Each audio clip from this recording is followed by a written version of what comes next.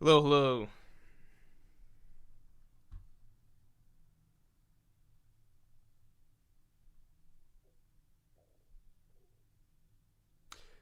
Hey, everybody, what's going on?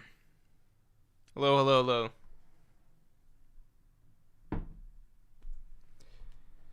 All right. I see.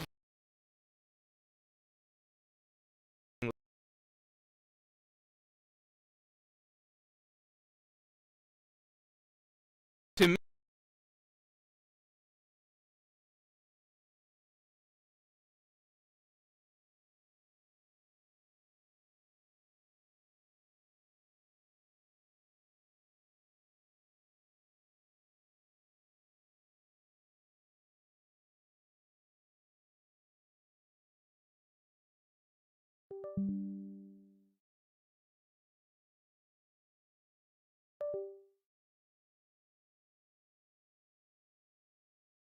hello, hello. Working now?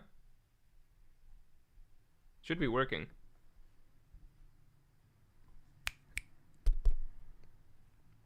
Should be working. It says it's working on my end.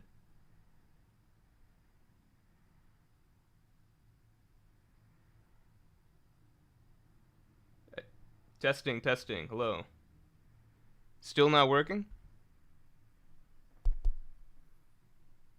Yep. Yep. Good. All right. Yeah, I don't know if you guys caught what I was saying, but um, yeah, the Lulucia, not Lulucia, the Egghead, whoever the fuck just showed up at Egghead, right? I feel like it's gotta be. I just feel like it's gotta be the revolutionaries, right? I mean, who? I mean, it doesn't have to be the revolutionaries, but they're the best bet at the moment, right? Right? They're the best bet at the moment. I think we can agree on that. We can do a poll in a little bit. Let me just make sure I'm all caught up with. Got supers before this.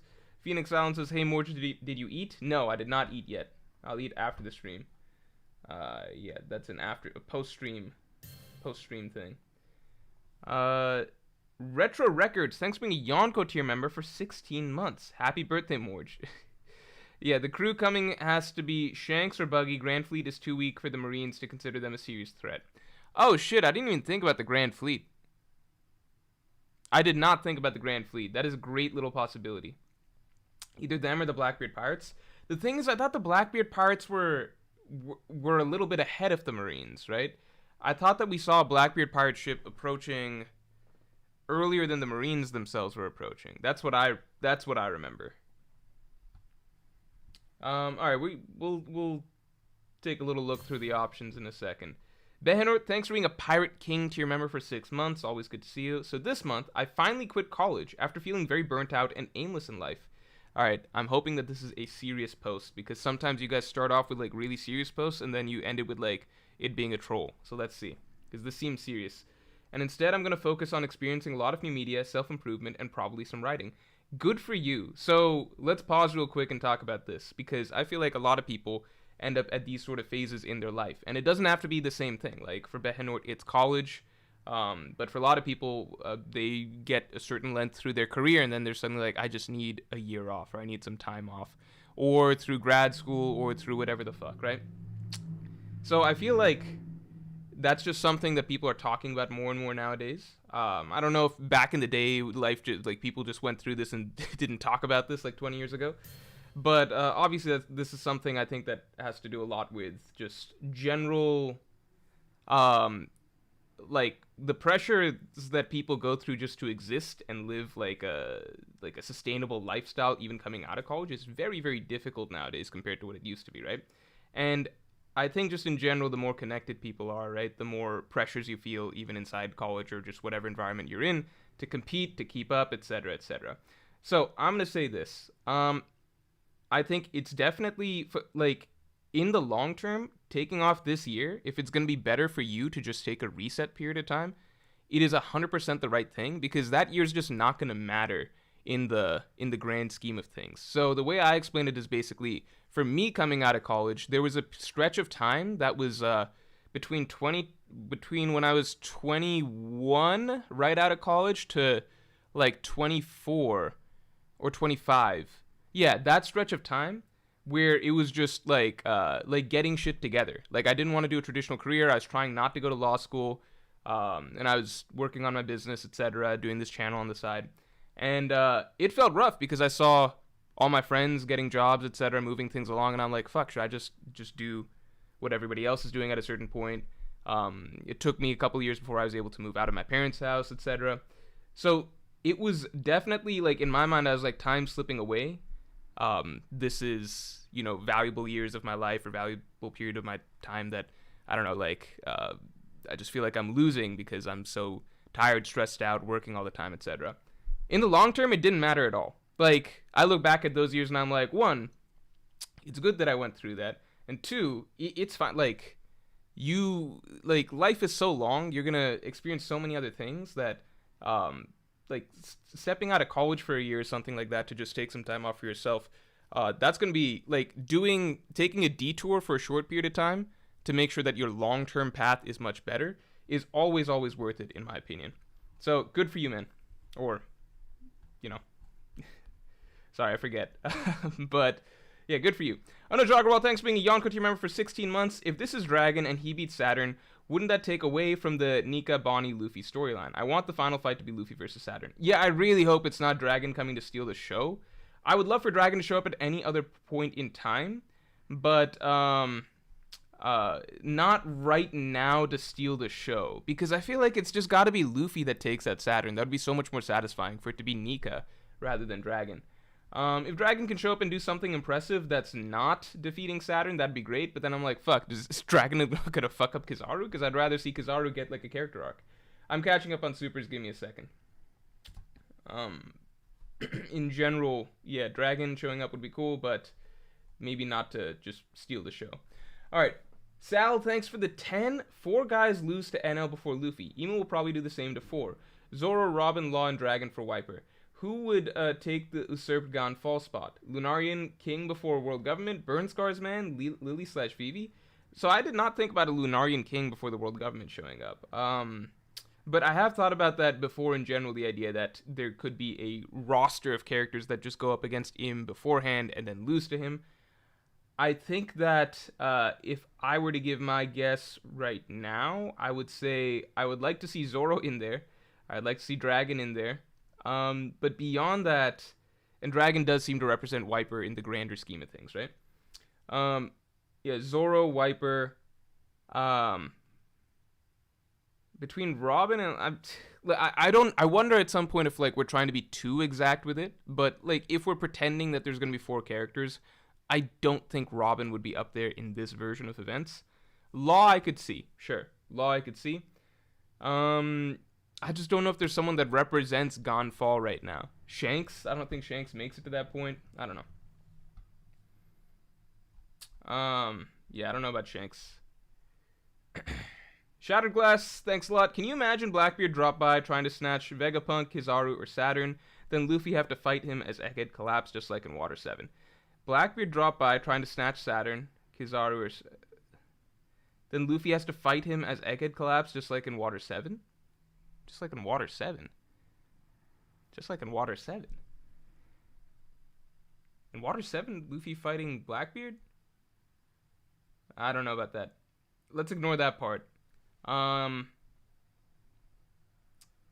Yeah, I don't know about that part, but I like Luffy getting a clash or skirmish with Blackbeard before their next final matchup. I think would be cool. I just don't know if now's the time. I think that would be cool. It's Saul. I don't know about that. Grand Fleet and not the Revs. Let's do a quick poll. Let's see what we're feeling right now. So the options are, because my first instinct was the Revolutionary Army. It just seemed as though there was greater fear, not fear, but just the way they were phrasing it. Should I even bother to check OP scans, or should I just look at the TCB scans for this? Because TCB scans seem to be like it emphasized there in a way that made it seem as though it's a big deal. But again, it's Oda, so he always, cliffhangers, etc. important. They're heading for Egghead. He has to know that they're heading for Egghead. Okay, so revolutionaries makes sense. Grand Fleet would be hype and doesn't throw off the current flow of the story, in my opinion, which is leading towards the Straw Hats, fucking up Kizaru, Saturn, etc. And I feel like it just, they talked about the Grand Fleet being part of a big incident. We're up for the Egghead incident. I feel like the Revolutionary Army showing up would hurt a lot of the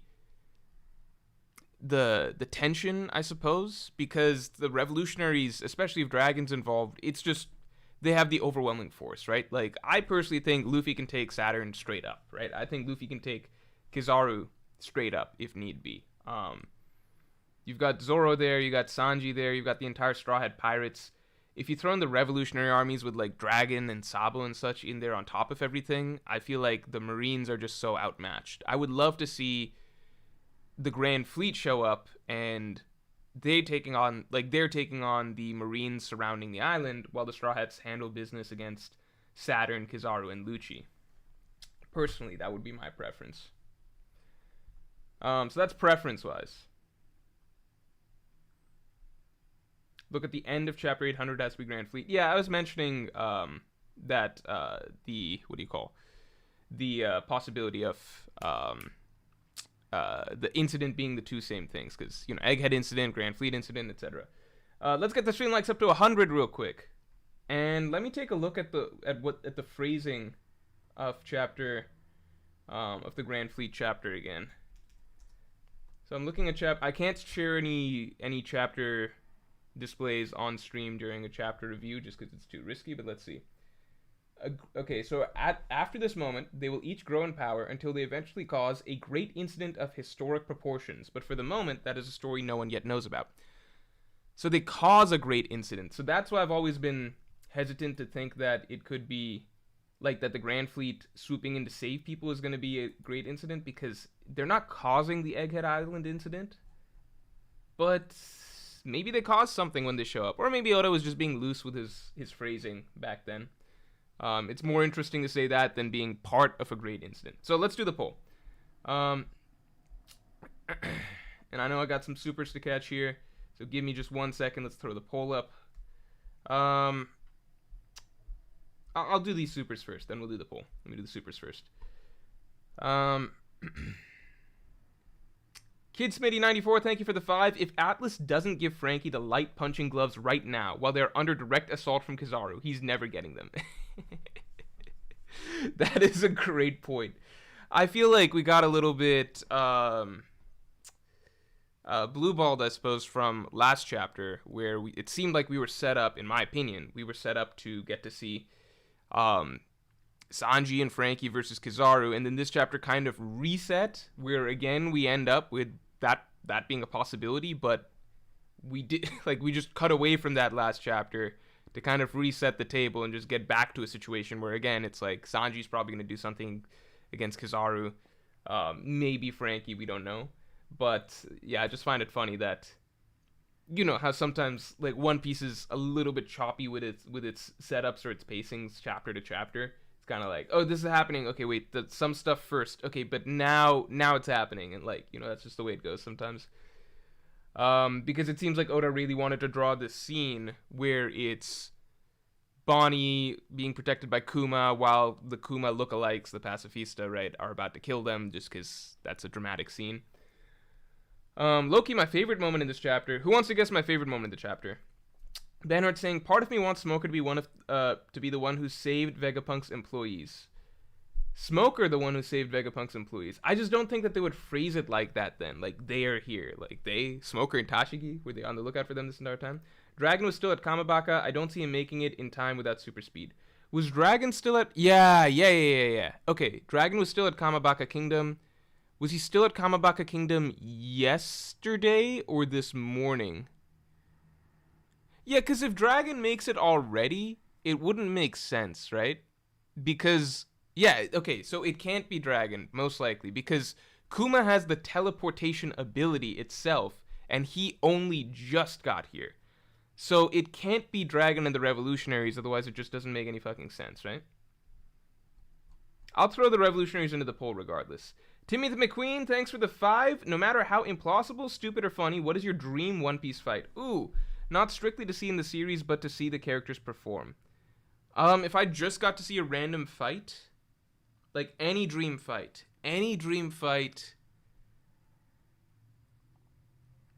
I think I would say something like, right now, if I wanted to see any dream fight, I think I'd want to see something like Shanks versus Kaido.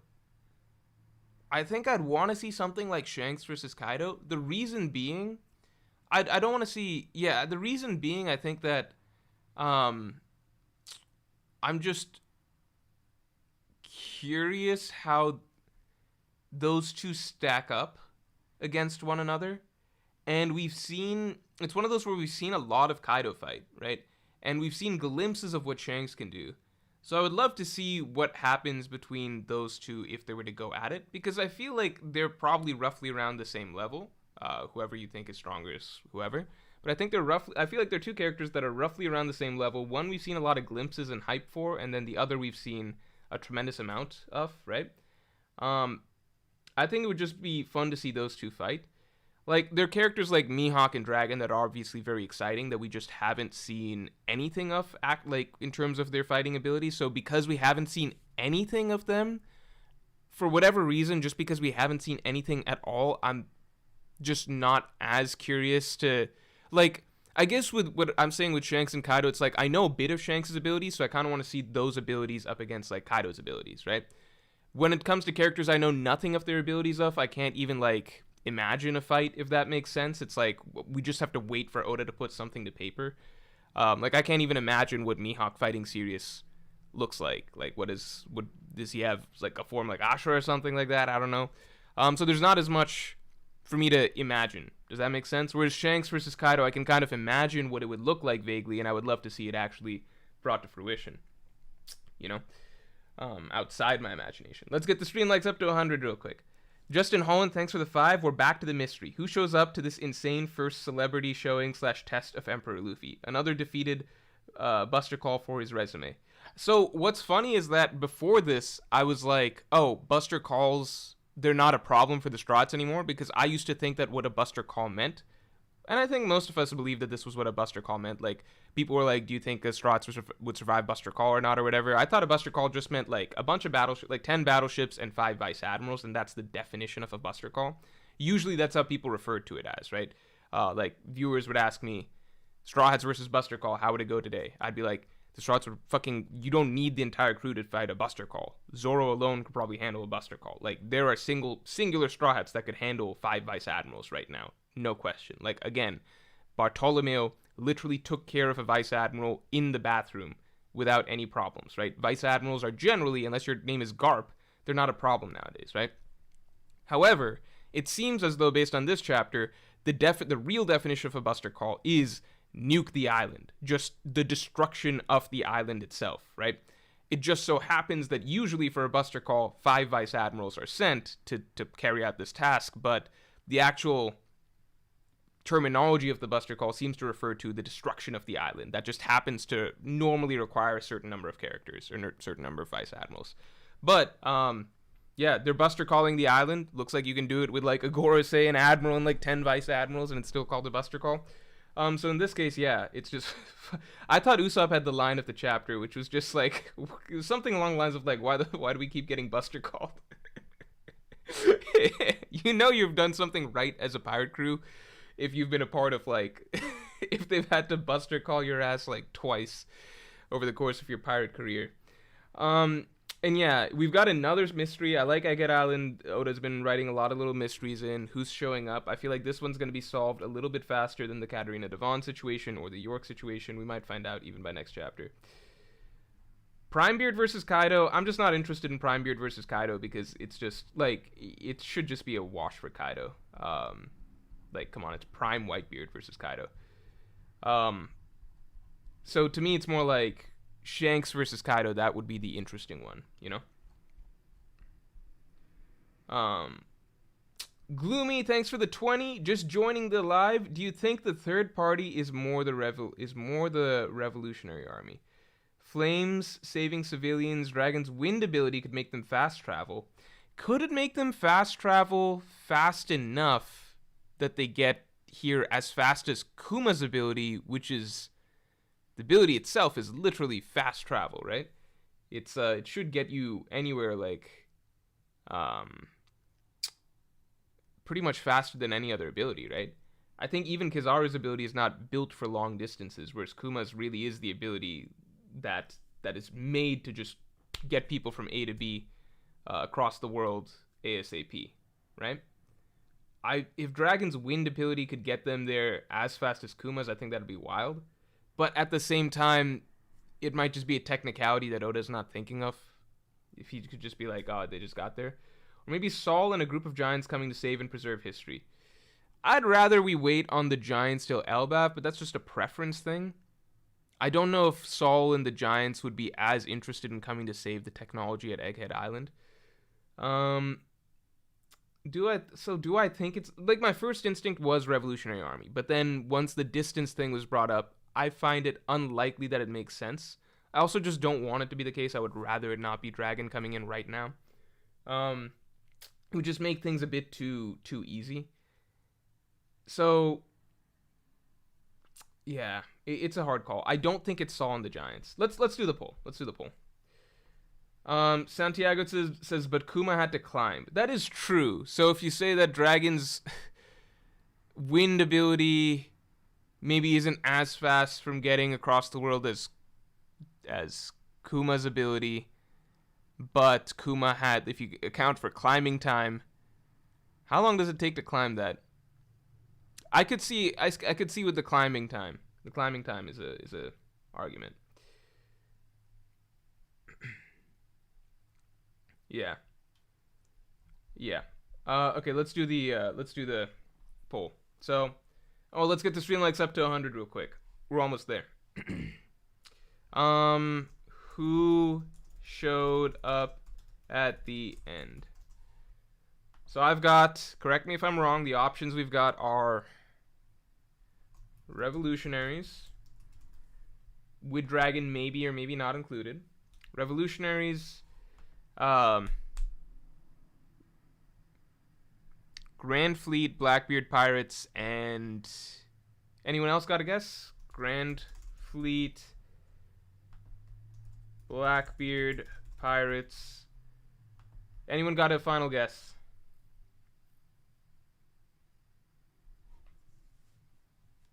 Vihawk says, who would win, Dragon or Kuma with climbing time?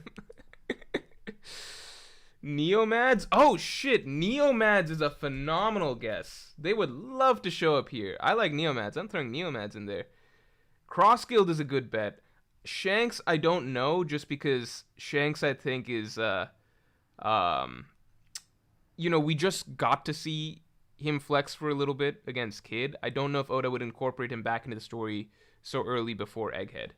I'm just going to go with Neomads. I think Cross Guild is the next best guess, but the poll is kind of full right now. I'll throw Cross Guild in as a guess if something's pretty close. NL? Why? No, I don't think it's NL, because the Marines are like, they just showed up. So it's like, do they even know who NL is? Would they call NL they? You know? The Final Storm says the Jimmy clones on skateboards. I would love for that to happen. My favorite version of Arlong Park is the Jimmy clones. The Jimmy clone one.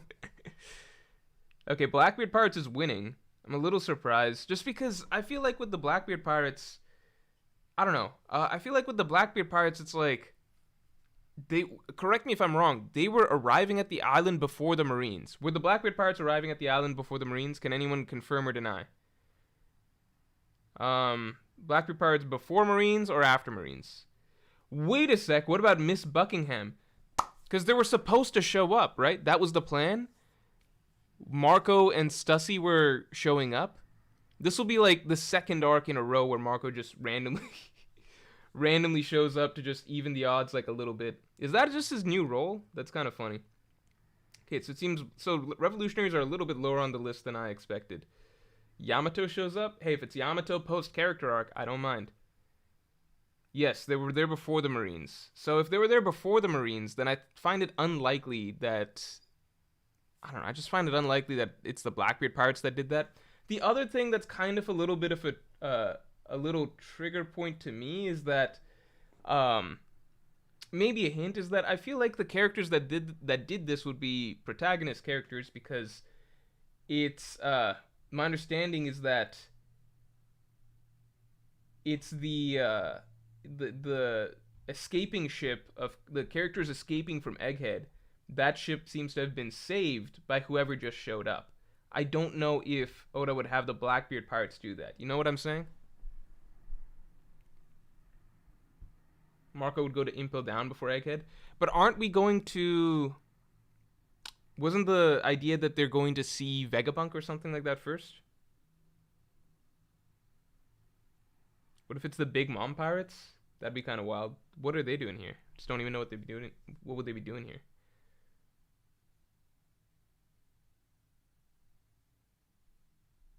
It's them equals Mysteries 2.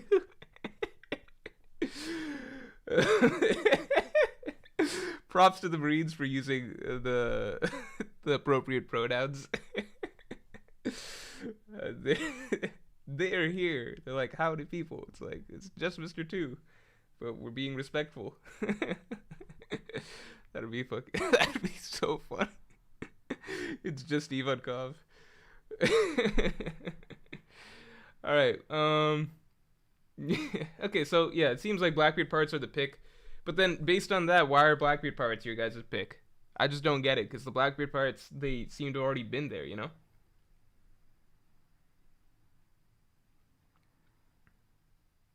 Behanor, thank you. If you ever run out of Monday stream ideas, how about gaming streams for some story-driven games, like RPGs or visual novels? I don't like those type of games, because I get bored. Those are the type of games where you have to read a lot, right? It's just a lot of reading. So I don't know about that. Maybe I could play Dark Souls again on stream. I could play Dark Souls on stream or something like that. Here's the thing. Since my computer got wiped, right? Who remembers the computer getting wiped? Who remembers when that happened? Who remembers the stretch of streams where I had to stream with the old shitty laptop because this laptop was being fixed by like I still remember this computer solo computer fixer guy who worked out of his garage, who literally was telling me, like, I can fix anything. He told me this, like, several times before he then informed me that he could not, in fact, fix my laptop, and he had to wipe the whole thing. Who remembers this? Anyway, when this happened, it wiped all the games and everything like that. So obviously I still have it on my Steam account, so I just have to download everything again. But right now I have no single-player games on this laptop. So it'd be a little bit of a... It's kind of for the best because it has kept me from wanting to just pick up and play a game in a bit. I am playing Tears of the Kingdom now, but I guess on the computer, which just removes that aspect for me. But soon enough, I will download everything again. I could play Dark Souls because I've already played that, so I don't, like, have any sort of... It doesn't matter to me if I played, what do you call? Like, I would no longer be playing it for my own first experience, you know? I think I've explained this many a time, but in general, if I'm playing or watching something for the first time, I just like doing it on my own, so I can actually enjoy it and not entertain. But if I played it already, then anything goes. Like, I played Sekiro on stream, for those of you who don't remember. But anyway, RPG or those type of games, I don't know. They just are not my cup of tea. I think I would just get bored playing them. Because at that point, why don't I just watch a movie, you know? Kid Smitty says it could be Morgans and Vivi. But I don't know if I don't think Morgans and Vivi can take out a Marine battleship, you know? Like, these are Marine battleships. I know that we view the Marines as fodder at this point, but that's because the Strats are so strong. Like, I don't think Morgans and Vivi are just taking out a full Marine battleship. Morgans did take out that one, like, CP3 agent, you know, like the lowest level of Cypherpole or something like that. But I don't think that they're soloing a Marine battleship, and, like, I don't think they even would, you know? Why, like, what's the conversation there? Like, Vivi's like, we need to go save these civilians. Morgans is like, no. Wapple is like, no. Wapple is on board the ship. Wapple is a joke, but could Wapple take a... I don't know why I'm even talking about this. I'm just thinking now. Could Wapple take... Assuming that there's no high-ranked Marines on there, but there'd be at least some, right? There'd be like a captain or something like that. Wapple could take... Like, what is the level of Marine that Wapple could take? Because he sucks, but he's not... But the Marines, no, Wapol couldn't take, I don't think Wapol could take a Marine battleship. I don't know why I'm entertaining this. Morgan's is top 30. Morgan's no dips the entire Marines. Am I playing Tears of the Kingdom on PC? No, I have Tears of the Kingdom on the Switch. I have no games on the PC at the moment. I would have to download them all from Steam again. I assume it saves all your data, right? Because I really don't want to go through. I think, how do I say this? I'd be down to play Dark Souls and Dark Souls 3 again from the start because it's just fun experiences. But for Sekiro, I like playing the bosses again. I don't want to have to go through the whole game just to be able to unlock fighting the bosses. Because in Sekiro, you can just jump in the game, play the bosses if you like. But I really don't want to have to jump in the game. I don't want to have to play the whole game just to be able to get to play the bosses again. Like Dark Souls 3, you just have to start from scratch no matter what. So it doesn't really matter. MPA Slick, thanks for being a Yonko tier member for 15 months. What's good, Senor Morj and Freeman? Since you're a big fan of Pokemon Adventures and Pokemon in general, what's your thoughts on Palworld? Hope you've been good. I can't say the end of this part. I don't know. Can someone explain the Palworld controversy to me in, one comment? Just in, one sentence? Because my understanding is it's something it's a Pokemon ripoff or something, and it's got AI involved, so it makes it extra. Does it have AI involved, so it makes it extra questionable? So it's two things that are getting people really mad. Can someone explain that real quick? Nerve and V-Maker, thank you for the 10. I feel like Oda's having a hard time making the Straw Hats underdogs this arc. They come off as just really incompetent given what they did in Wano, Luffy and Zoro in particular. Yeah, I would agree with that because on the one hand, I don't think that this arc is meant to be that much of a challenge for the Straw Hats, right? A lot of the framing, if you go read 1089 and stuff, a lot of the framing is that this is kind of supposed to be a bit of a hype-up arc for the Straw Hats. Look how far we've come. Even just, early on, Luffy stomping Lucci. That's a deliberate move by Oda to see, this used to be Luffy's hardest battle in the series at one point, right? For the longest time, Luffy versus Lucci held that title, the belt of Luffy's hardest fight, right? And now it's just a casual thing that Luffy can do while laughing and joking around. But we are at the climax part of the art where Oda is trying to invoke some level of tension for the Straw Hats, right? And I do feel like some of it feels somewhat manufactured. I'm not going to get into Zoro versus Lucci because at the end of the day, you could argue that everyone just overestimated Zoro, underestimated Lucci. That's it. The only thing we have to scale Lucci off of, is Lucci versus Luffy. And Luffy's a fucking Yonko at this point, right? I think people forget that when they look at Lucci's showing against Luffy, but it's Luffy would do that same thing, but probably easier to all of his past opponents, Katakuri, Doflamingo, Cracker, etc., right? It's not you can't really scale Lucci off of that, right? So Lucci versus Zoro, at the end of the day, if Oda's telling us Lucci's equal to Zoro or about the same level or something like that, or at least comparable, then you kind of just have to take it and accept it, right? If we cut back and Zoro's nah, I'm gonna try, and then he just stomps Lucci, cool, then we weren't overestimating Zoro. He could have beaten Lucci. We don't know. But at the moment, you kind of just got to take it at face value, which is, yeah, it sounds like Lucci is strong enough to be a challenge for Zoro. With Luffy, I do think that Oda is having to bend over backwards a bit to make things more tricky for him than need be. Because, we saw how much he wasn't just advanced Conqueror's Haki, the lack of use of it for a large portion of the Kizaru fight. That's one thing. I talked about that at length for pretty much every chapter review that was going on. But at this point, it's beating a dead horse. But then it's still stretching on to right now where it's a little weird that Luffy's just been he's still eating and recovering. He didn't take that much damage. We've seen Luffy recover from much worse things much faster just by eating a little bit of food, he was never severely damaged in the Kizaru fight.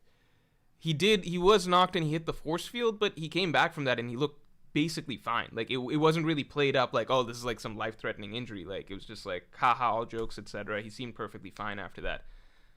Kizaru himself didn't really do much damage to him. It seems like the main thing is he's drained after gear 5th, but even then, like, I don't think, like, how long are you going to play up him being drained from gear 5th? Because it's just been a bit now. It's like, he got the food, right? He got the food 2 chapters ago, so it seemed like he's going to be fine now, because that's usually what we expect of Lucci. You eat some food, or Luffy, you eat some food, then you're fine. But now it's like, okay, that food wasn't enough. You had to run away, find a bunch more food, eat that food, and then after eating that food, like, now maybe he'll fully recover in like 1 to 2 chapters. It does feel like it's stretching it a lot, because the recovery time that's going on doesn't seem to be proportional to the amount of, injury or suffering that he had to go through beforehand, just from the Luffy that we know. So it's a mixed bag. I think, I don't think Oda's, again, I don't think this is supposed to be that difficult of an arc for the Straw Hats overall. I think it's supposed to hype them up, but I do think in the micro situations, it is a little weird. Like, you can kind of tell when things are being stalled just for the sake of it. The other one, the big glaring one on top of this, I would add, is just the whole Seraphim situation, which was just kind of absurd. It was like you guys can definitely, you should be able to fuck up these Seraphim, right? Like, at the end of the day, right? Like, they're in their child forms. You were just dealing damage to Kaido. You should be able to use Advanced Conqueror's Haki and stuff to fuck up these Seraphim, right? It's like, why can Zoro cut Kaido, permanently scar Kaido, but not do it to a Seraphim? Why was Zoro, like, it invalidates the entire King fight if Zoro actually can't cut a Lunarian, but he actually just won the King fight because King just threw the fight and decided to turn off his flames and such. Like, that's technically an argument that's going to start cropping up if it's revealed that Zoro can't cut the Seraphim. It was a weird situation. So I do agree that to some degree it feels like the Straw Hats are being like the strongest Straw Hats, right? That's the tricky thing, right? Because you got Luffy and Zoro, who should be able to do a lot more than they've been doing, I think, against opponents like the Seraphim. You got Sanji, who we're still trying to figure out exactly where he stacks, just because Sanji doesn't have Advanced Conquerors, right? So we don't know exactly what his damage output is, I suppose, right? But then all the other Straw Hats are fair game, right? Frankie, you can see him in trouble. Brook, you can see him in trouble. Usopp, obviously, Nami, etc. But it's just because the Straw Hats are such a wide spectrum of characters at this point. It's like, okay, these Straw Hats, it makes sense that they get in trouble from random scenarios.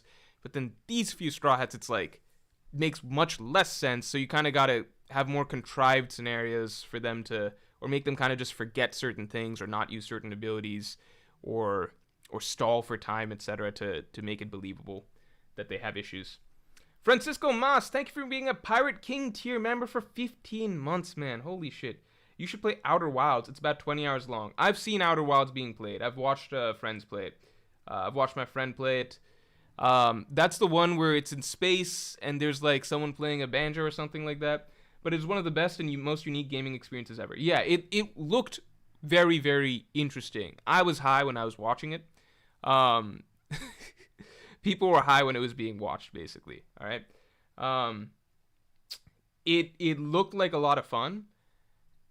There's not action in that game, though. I need to be able to hit things in games. It's just important to me. I'll say this, that I think even playing Tears of the Kingdom right now, where you do get to hit things, I think I've been spoiled a little bit by just playing the From Software games, where hitting things is like a huge part of the game. Because even right now where I'm playing Tears of the Kingdom, I love Tears of the Kingdom. It is a phenomenal game.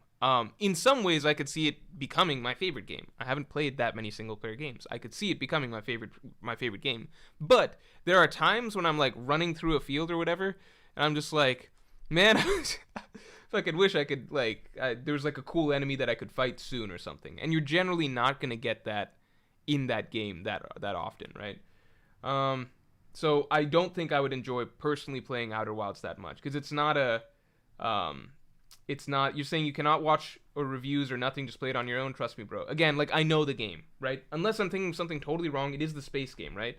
Space, you're solving mystery, kind of, like, yeah, space, you're traveling through planets, you're basically solving kind of the mystery of whatever the fuck is going on. But yeah, for me, a video game, I gotta be able to hit things.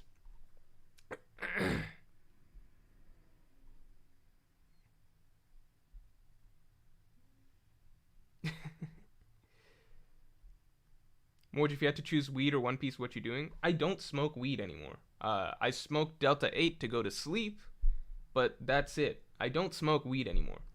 There was a period of my life where I smoked a lot more. This was like towards the end of college to the years post when I was still living in Baltimore, post college, because like just whenever I was hanging out with my friends, I would. All right. And then when I moved here, I still did, but it was mostly just at night to sleep. It helps you sleep. And then I transitioned from weed to Delta 8 because you sleep better with Delta 8. It's just the way it is. I need a sign behind me that says I like pressing buttons. I just like combat's an important part of the video game, important part of playing any game to me. It's not the only thing I like. Like I love playing. Like I really like Zelda because it gives you a bit of everything, right? You get puzzle solving, you get exploration, you get collection, you get to kind of build your own like Minecraft Lego shit, whatever, and you get a bit of combat. You get a bit of everything. I love that. At the same time, I do think that the Souls games spoiled me. The FromSoft games, sorry, Soulsborne, whatever you want to call it. Again, I've only played Sekiro, Dark Souls 3. I do think they spoiled me in some sense in that I do find myself just really, really missing the sense of like, okay, so like in Tears of the Kingdom, I run across like the big they're called Hinox, right? With the eye, right? I run across that, and I'm like, okay, cool, exciting. So I fight that for a bit, and it does kill me a couple times. It kills me a few times, and then I kind of figure out what you're supposed to do, and then I realize it's pretty straightforward, and then it's dead, and I feel good killing it. But I realize, what is it, masochistic or what? But like, I realize that I really, really miss the Dark Souls Sekiro feeling of being stuck fighting something and just slowly learning it for like an hour, and even feeling helpless or hopeless at points, and it's just like maybe even a little bit frustrated at points fighting something just over and over and over, and then eventually cracking it, right? Just the rush you get at the end of that is very, very special. I've realized I'm probably never going to get that in Tears of the Kingdom. I know that Lionels exist, and I've never run across one yet. I'm not that far into the game, so I'll look out for that. That'll probably be fun. But I've realized that that's something I'll probably only get from those games, And I've heard people be like, well, you could play God of War and just turn up the difficulty. That's not the same thing, because turning up the difficulty in those games is like, it's not real difficulty. It's like of course it's going to be very difficult to do, but I'm saying it's more like an artificial version of difficulty, where turning up difficulty just means like you're making it like they deal more damage, and maybe they have a higher health bar, but the enemy itself is not becoming any more complex, right? You're fighting the same boss design. I think that FromSoft puts a tremendous amount of effort into making very, very complex and nuanced boss designs with a lot of layers that you have to unravel, and that's like the more interesting part of it to me. It's not just like yeah, you could fight a boss that in one hit it just kills you but it only does like one thing, and like you get what I'm saying. Like you can make a very artificially difficult boss in any game. That's not hard to do. That takes almost no effort. But to me, difficulty isn't about like just make it do a bunch of damage and crank up its health a bunch. I really, really like the fact that if in like Sekiro I'm playing something like Ishin, I've got to figure out like a very, very, very complex moveset and a bunch of patterns before I can beat that boss. Anyway, tangent over.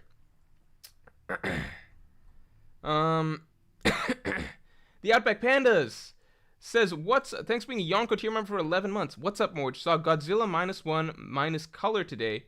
Was neat. Yeah, I don't know how that movie would play in color. I think it's perfect for black and white, in my opinion. I might check it out in color at some point. Was neat. I love that movie. I really, really fucking love that movie. It's my favorite movie that I've seen in theaters in quite some time. Okay, Maya, thanks for the 5. What if Height of Folly actually refers to Saturn's Buster Call? Releasing/broadcasting all the info in punk records to the world. That would be awesome. I did put out a theory a while back that I thought that Luffy would be the one to do that, and that would be a way that a lot of information about the world government would be released. And it would be very humiliating for Saturn, and I think it would be the perfect sort of comeuppance for him, and the way he's gone about everything, and his very I guess the arrogance of him just deciding that he's gonna wipe off all of punk records because he just deems the science not as important as just keeping the status quo, and in doing so he would thereby destroy the status quo. I would really like that. It would be very, very karmic, right? At the same time, I just like the idea of Luffy being the one to like break the egg that releases all the secrets to the world. So whatever route, I still am just looking forward to the possibility that just the possibility that the entire world gets access to Punk Records information by the end of all this. Jaren's Rambo, thanks for the 5. What's your predictions on what Lafitte powers can be, and why do you think Oda has kept him under wraps for so long? So don't we know a little bit about Lafitte's abilities? Hold on, let me see. Doesn't he have... Am I crazy, or does he have,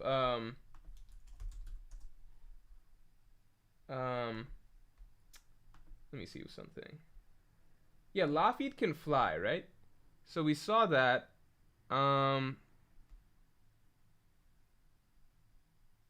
Wait, can he fly? He can fly, right? Yeah. So it's got to be some devil fruit ability. Maybe he's got the angel fruit or something. That'd be kind of cool. I feel like his abilities would be mostly based on... I feel like hypnosis is not a devil fruit ability. Hypnosis is just something that you can do in the story, like Django, right? He's probably just much more talented at it than Django. I feel like speed, stealth, maybe even like a type of observation haki that allows him to be undetectable to other observation haki users.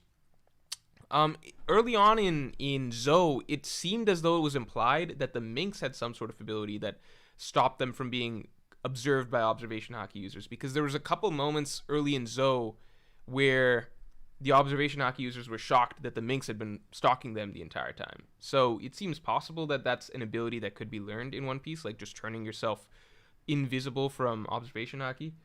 Because Lafitte's first thing that he did was obviously show up in Morjwa. Now, flip side, maybe Oda just hadn't thought through observation haki at that point in time, so that's entirely possible. Now, Devil Fruit wise, I have no idea. It's just got wings, right? Wings have to be something Devil Fruit related, right? Unless he's... Yeah, wings have to be Devil Fruit related, right? Sith Lord says Vegapunk is just so dumb making weapons for the world government. Vegapunk seems to have some other sort of goal that he was talking to Dragon about at Ohara, so I like to believe that there's more to it than that we just haven't found out yet. Tuna Sub says, Morj, look up Sifu. That game's got really fun combat. Sifu, S-I-F-U. Also, in the meantime, who wants to... This seems kind of Sekiro-y. I'll watch a trailer at some point. Who wants to guess my favorite moment in the chapter? I thought there was one panel that was really good, in my opinion. K-Nerb says observation killing is something Shanks does. True, so it's an established ability that you can do. I forgot that Shanks can do that. Could Lafitte do that? That'd be kind of nuts. That seems like a very high-level ability. But he was able to get in Morjwa just like that. Chris Morales says Lies of P is really good if you like Dark Souls / Sekiro.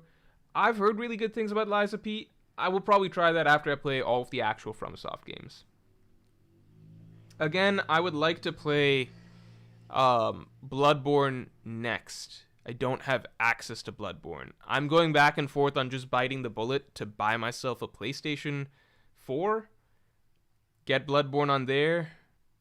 If I got 5, I could play Demon Souls as well. I don't know how badly I want to play Demon Souls. And then I'll play Elden Ring once the DLC comes out. Behenort, thank you. You need to hit stuff. Simple. Play Final Fantasy 14. It's an MMO, but most play for its amazing plot. Yet, yes, this is yet another Behe shields a thing she likes to Morj. He'll never pick up moment. I think that... Will I like... Okay, so I've considered... If I'm playing like a... I've got like a list of things I want to try. Action is important to them, but it's not super important. What about Baldur's Gate 3? How do people think about Baldur's Gate 3? The Outback Panda is asking no PS5. I didn't think I would need it, because like before I got into playing video games again, I just assumed that everything was on PC, because people are like, PC is the best console, right? Like best gaming platform, just get PC. So I just assumed that everything's on PC. Because all the PC people just claim that it's the best. I'm like, well, if it's the best, it's probably got everything, right? No. Turns out PC doesn't have certain things. Yeah. But I also don't want to get a PlayStation just to play like a few select games like Bloodborne, you know? Yeah. Um yeah. PS4 not worth it. Yeah, but I don't know. That's the thing. It's just like it's not worth it just to play Bloodborne. That's definitely true. It's not worth it just to play Bloodborne. I don't care which platform's the best. Like I don't want to argue between PC, PS5, whatever. I don't even understand what. Like I just want to be able to play the games that I want to play. You know. That's it. There should be one platform where I could play all of those. If that existed, I would just buy that one. Just being able to play shit matters to me. That's all I care. Andrew Chung says, try Kingdom Hearts. Combat is awesome. Kingdom Hearts does seem fun. I'll probably try that at some point. Again, if I were to tell you guys right now, like, the order of things that I'm looking to play, it would be, let me finish Tears of the Kingdom. Then I will probably try Baldur's Gate 3. At any point, if I see some sort of shortcut to being able to play Bloodborne for whatever reason, I will play that. That just moves up in the ranks. I play that immediately. Elden Ring, I'll play when the DLC comes out. Beyond that, I think I bought Witcher 3 on Steam. Again, my computer got wiped, so I have to check my... I have to re-download or whatever. But I have the Witcher 3. I'll probably play that at some point. I even got Skyrim. Because I kind of wanted to see what that was about. Because I remember I was in high school when Skyrim came out. And everyone was going nuts about Skyrim. And, like, to the point that even one of my teachers, who was, like, an older dude, would, like, spend long periods in class just talking to us about Skyrim. And I was like, fuck, I feel so lame right now that all these other students can talk to him about Skyrim.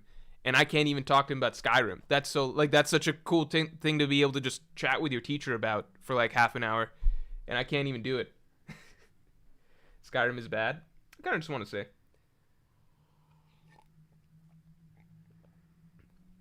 Yeah, what are people saying about Baldur's Gate?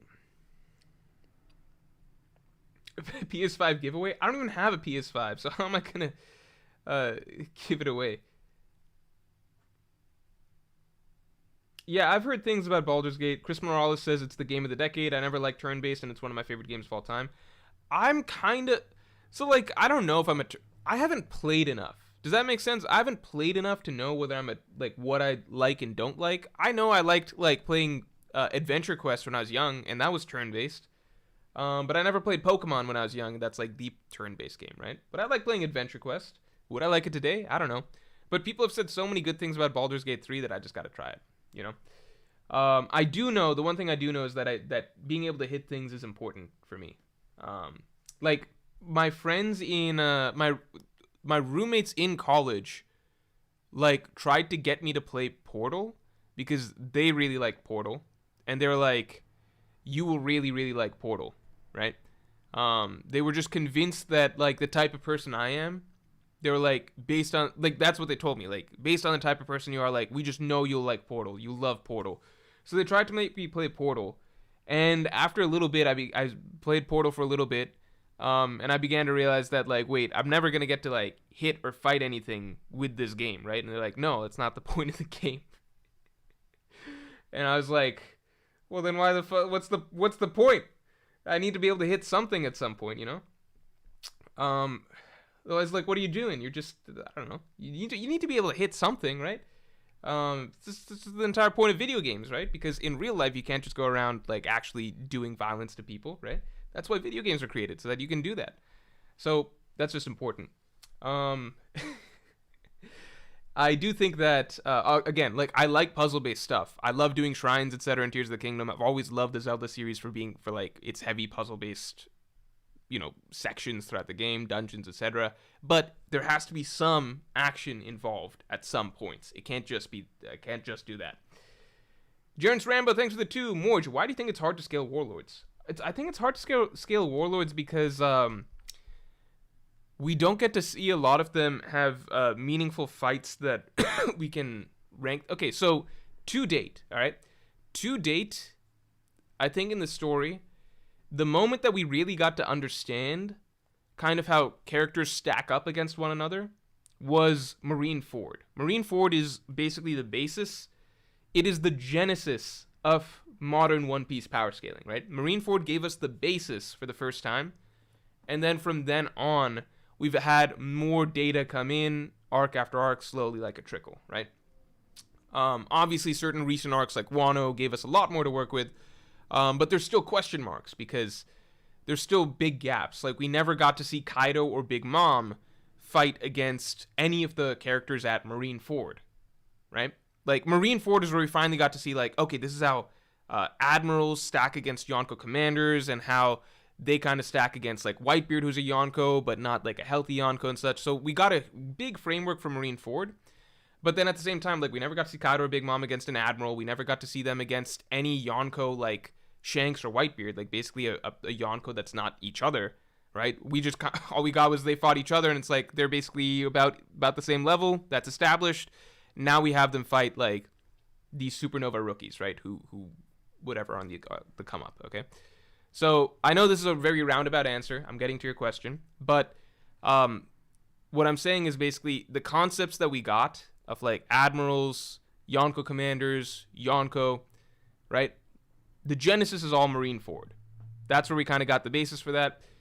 As we entered the New World, the way that sort of got fleshed out was mainly through the Straw Hat's own adventures, right? So we get to see eventually in Whole Cake Island, like, Fishman Island tells us nothing. We get to Whole Cake Island, we get to see Luffy versus Yonko commanders like Cracker and Katakuri, right? Then we get to see Luffy versus Yonko, like Kaido, right? And now we even got to see Luffy versus Kizaru, and it kind of went about how people thought it would. Like, some people said it would be a stomp for Luffy. Some people said it would be, like, extreme diff. We kind of got the idea that, like, I think most people took away that Luffy's probably stronger than Kizaru, but Luffy still has his endurance whatever, okay? So, there's still gaps, right? We never got to see Kaido and Big Mom, how they compare to admirals directly. We never got to see Kaido and Big Mom, how they compare to, like, Shanks or Whitebeard directly, right? But we still get these benchmarks, which is, like, Luffy himself, Luffy versus Kizaru, Luffy versus Kaido, these things, like, we're getting vague benchmarks, right? The Shichibukai are this big missing piece because the Shichibukai, they didn't do anything in Marineford, right?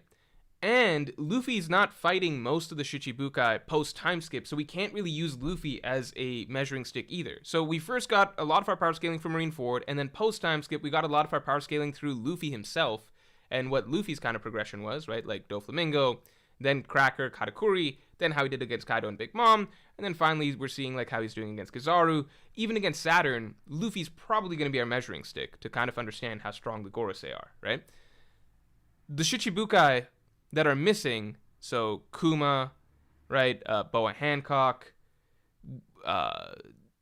Weevil even, I'd say right now, and Mihawk obviously is his own case, but, like, a lot of the missing Shichibukai, they're hard to place because they don't do anything at Marineford. They don't really fight Luffy or anyone post-time skip, so we don't really know where to place them. Again, the only one that Luffy actually did go up against post-time skip, Doflamingo, we have a pretty damn good idea where Doflamingo falls. He's in, like, the Yonko commander category with people kind of ranging him for, I've seen people range him for anywhere, like, third commander to first commander, if you want to get that nitpicky, but we still get a good range for Doflamingo, right?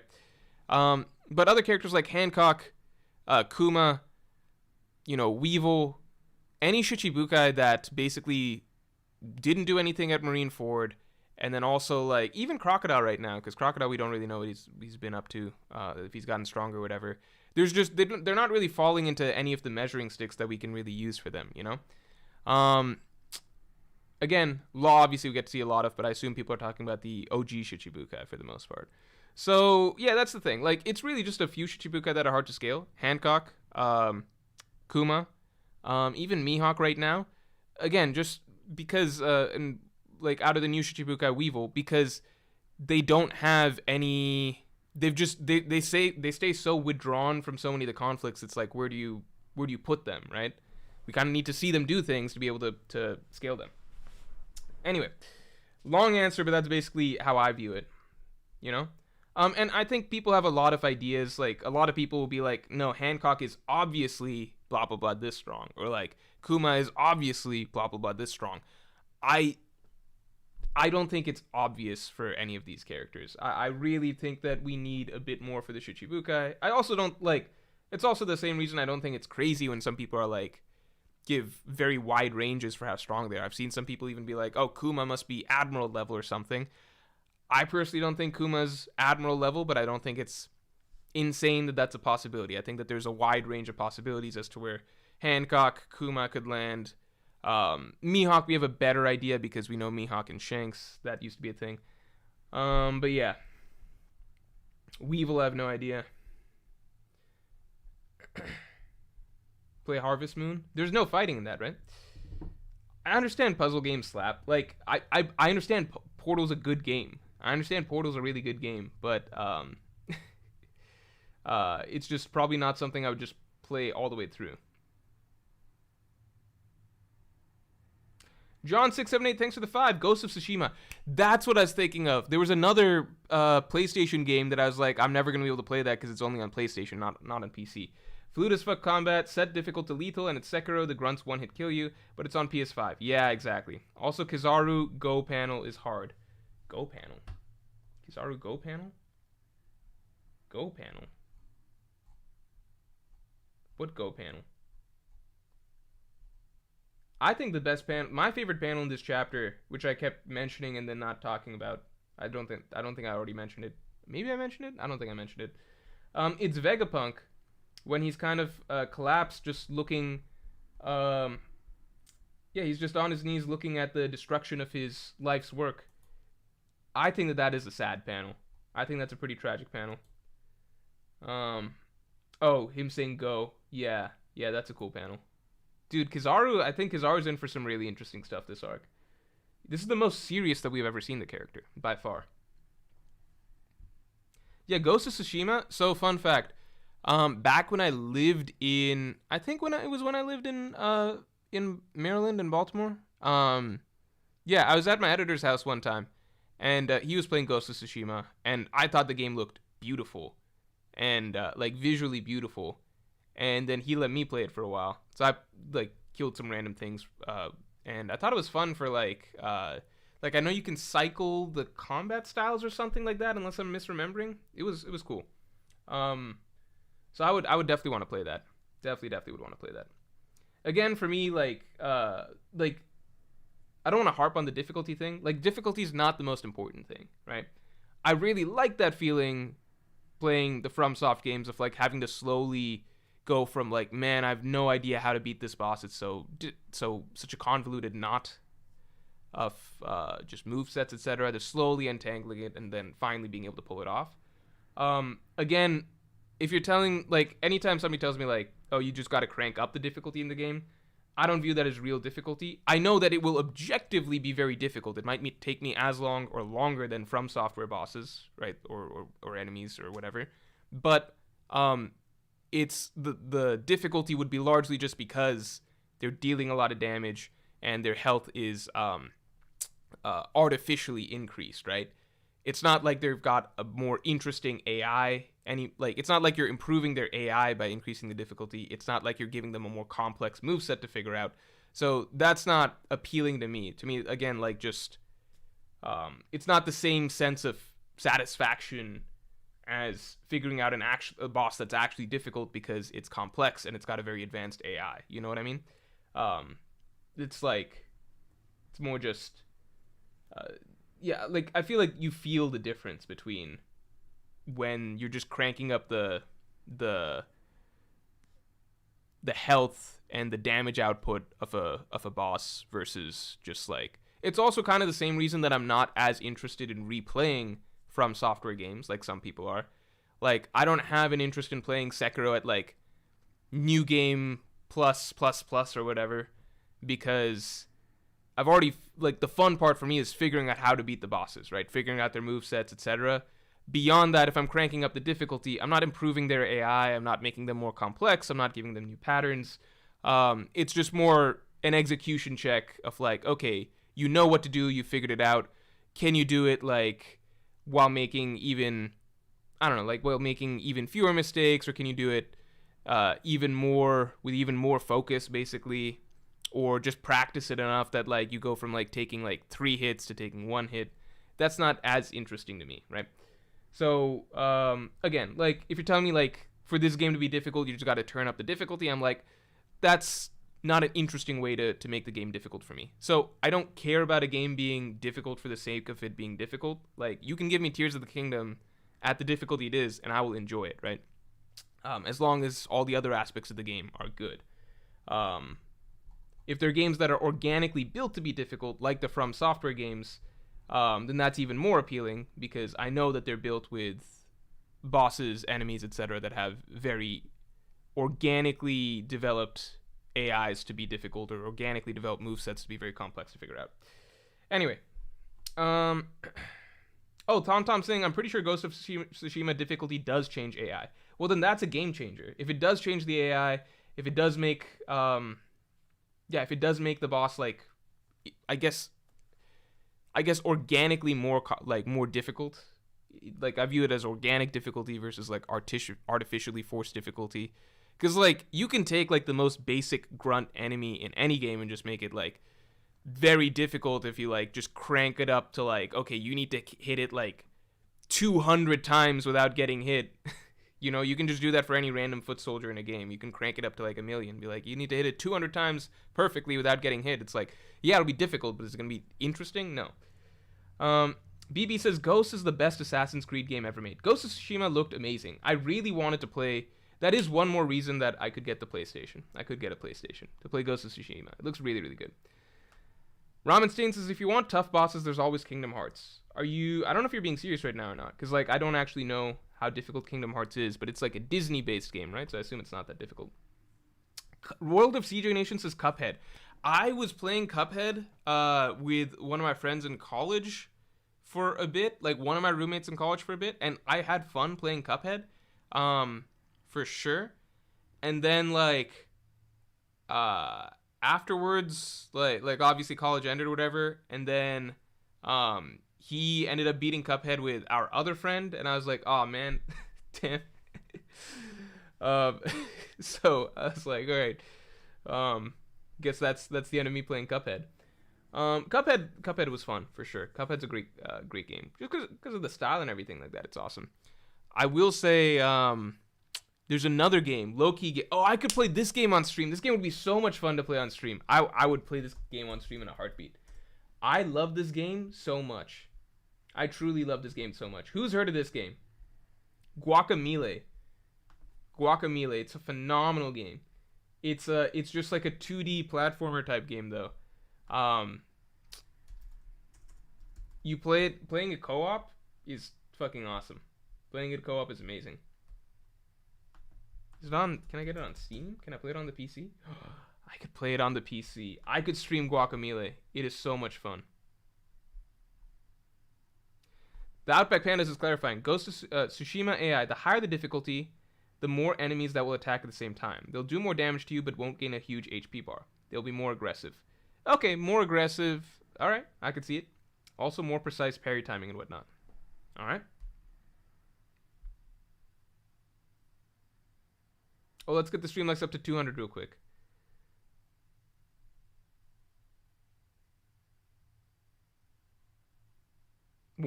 Tuna Sub says Morj would for sure like Hollow Knight. All right, quick story on Hollow Knight. All right. So the year I was living in Baltimore, or the second year I was living in Baltimore. Okay, second year I was living in Baltimore post homeless arc,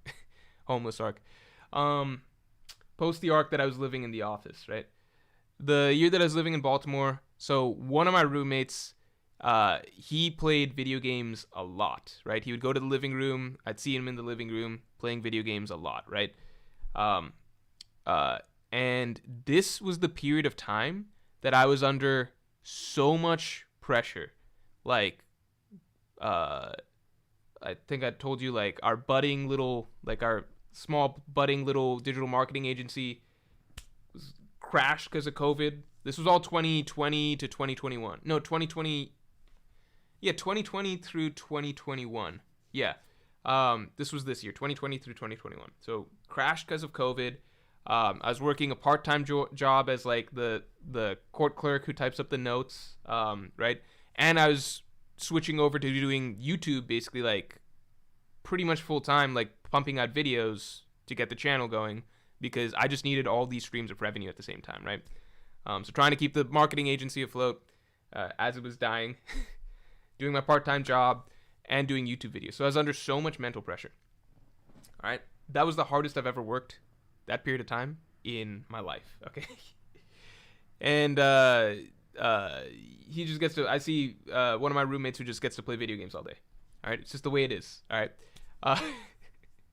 I was definitely envious, but he convinced me. He was like, a game that you will really, really, really love is Hollow Knight. So he pushed that I should just take some time, play Hollow Knight, right? And I was like, you know what? Maybe that'll be cool. Like, maybe that'll help me get some mental stress relief playing, just picking up and playing a video game. So let me play Hollow Knight, okay? Hollow Knight, it seems like a really, really, really cool game, all right? I did not get far into Hollow Knight. I got a little bit far. I think I killed the second boss, the girl boss, I think. Let me see your name. I think it was, I want to say the Hornet. Yeah, I killed the Hornet. So I did that. That's how far I got. I did that and got a little bit further than that. And I just realized I didn't want to keep playing this game because I already found it a little bit difficult. And I realized that you needed a mental map of everywhere that you were going because everything was really connected. And I was in a space where mentally I was just so, like, imagine I'm working all day, like so many hours, and I'm under a lot of stress, and then I'm sitting down to play a video game, and the game is also mentally taxing. You know what I mean? Like, the game itself is it's not easy. At least it wasn't easy for me at the time. And like it took me tries on tries to kill this Hornet. And you can die. There's consequences. Now I realize it's kind of souls like in that you die, you lose souls unless you can pick them up. They're not souls in that game. I forget what they're called. And you need a mental map of remembering all this stuff. I realized it was like a sort of like it was a challenging game, and I was just in a phase in my life where I did not want a challenge in my recreational activities. Does that make sense? Like, I literally was sitting down to play this game, and I'm like, this is mentally taxing as well just to play this game. So I was like, no, I don't want to play this game anymore. I was just like not playing this, and then I realized, you know what I should play? I should play Legend of Zelda: The Wind Waker. So I just got my Wii and I put in my Wii and I played Zelda: The Wind Waker, and it was the most relaxing game. And I just sailed the seas, and I was like, okay, this is so simple. It's so easy, and I've played this game before, and it was just the perfect stress relief that I needed. So I set aside Hollow Knight because it was at a period in time in my life that I realized I just did not want any sort of mental challenge in my leisure time, basically. Fast forward to last year, where I'm picking up like Sekiro, Dark Souls 3 or whatever, because I don't know, like it just depends on the mental state you're in. Like, I was happy to be playing like a challenging video game just in my spare time, you know? So I think, long story short, right now, I think I would have fun playing Hollow Knight if I picked it up again. It's just, sometimes it's just the state that you're in. Sometimes you're just like, I don't want to be doing this game right now whatsoever. Sometimes it's like, fuck yeah, like a really challenging game that's making me think, making me, you know, forcing me to improve at every step. This is so much fun. I don't know. I think I would like Hollow Knight a lot now, especially because I've played Souls games at this point. Ramen Stains, thanks for the 5. I'm serious. Some of those extra bosses make the average Dark Souls boss look like Weenie Hut Jr. All right, I'm down. Yeah, I do want to play Ghost of Tsushima quite a bit. Like I've mentioned this. Like, it's one of the reasons that I want to play. What do you call? Yeah, it's one of the reasons that I want to play. No, not play. Like, I just want to PlayStation in general. I think that, Bloodborne, Demon Souls Remake, I think that's only on PS5. Yeah.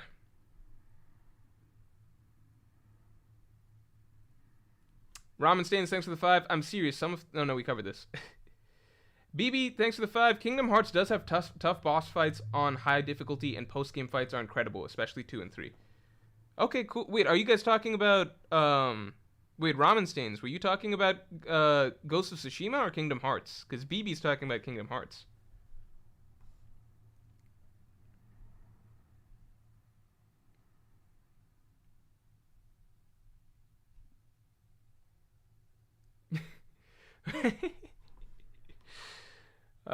Yeah.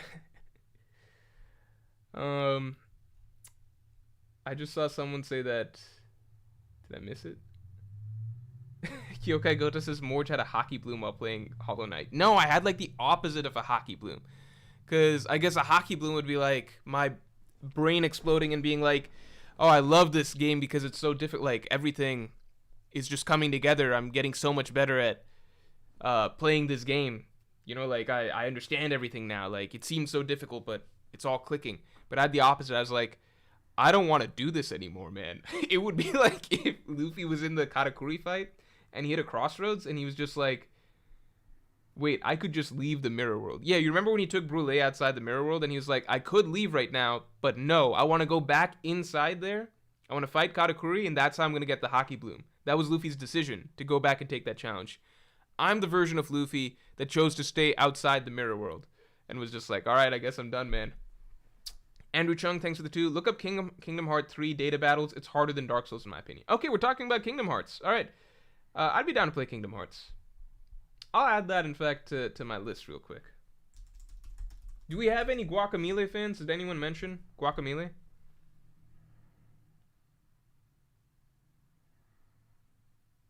Did anyone mention Guacamelee? It's a phenomenal game. Do we have any Guacamelee fans?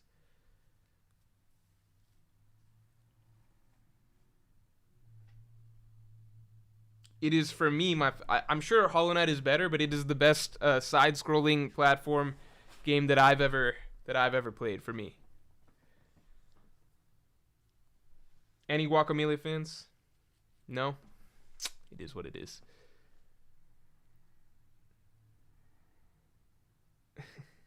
Disney Worlds would melt my brain? What do you mean they would? I love Disney. I was a huge Disney. My family, we had all of the, like, we had a million Disney VHS tapes. Yeah, it was that period of time. Disney VHS tapes when I was, like, growing up, like till elementary school. Metroid? No, I don't like shooters. Guacamelee is pretty old at this point. Yeah, I played it in college. I don't know if it was old then, but I loved playing it in college. It was just a fun game to play co-op. Can someone explain the Palworld thing to me? Someone explain the Palworld, whatever it is. The thing that people are talking about right now. I think people explained earlier, but then I was talking about other stuff. So if I could get the explanation right now, that'd be much appreciated. Also, let's get the stream likes up to 200 real quick.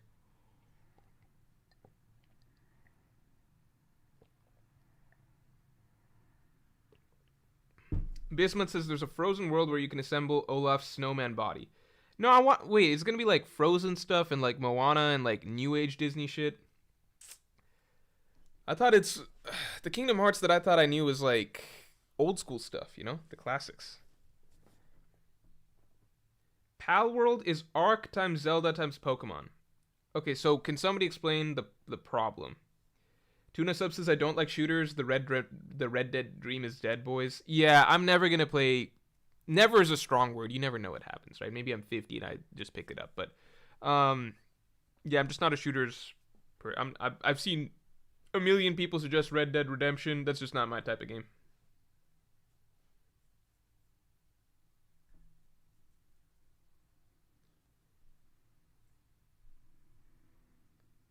So what's the problem? Why are people upset with Palworld? Tala says, have you considered discussing the chapter? We've talked about if people have questions about the chapter, I'm happy to talk about the chapter, but we've gone down a bit of a detour. Notice people are much less upset talking about games than they are talking about the NBA.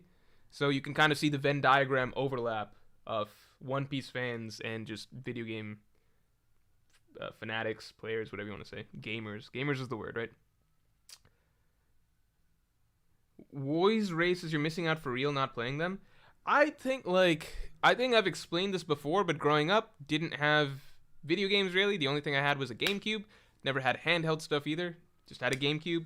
At some point late in high school, my parents gifted me a Wii, way after it was cool to have a Wii. So I played a couple games on the Wii. But in general, didn't have games.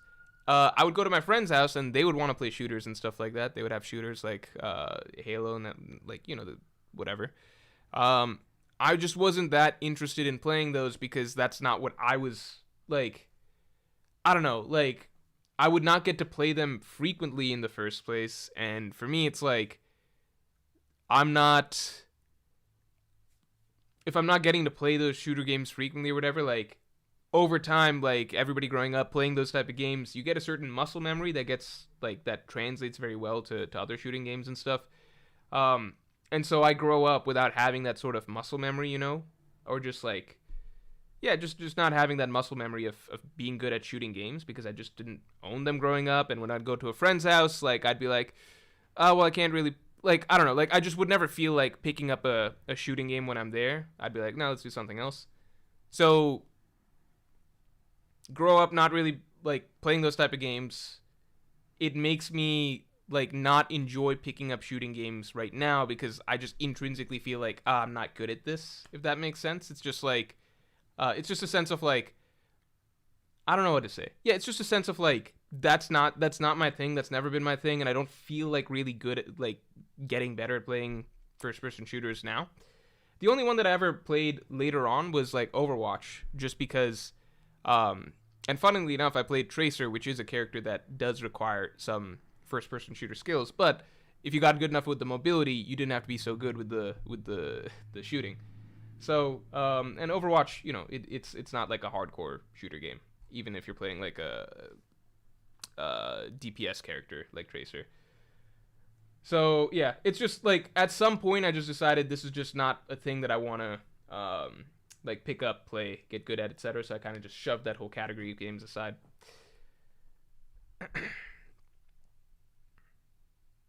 So why are people upset with Palworld? What happened here?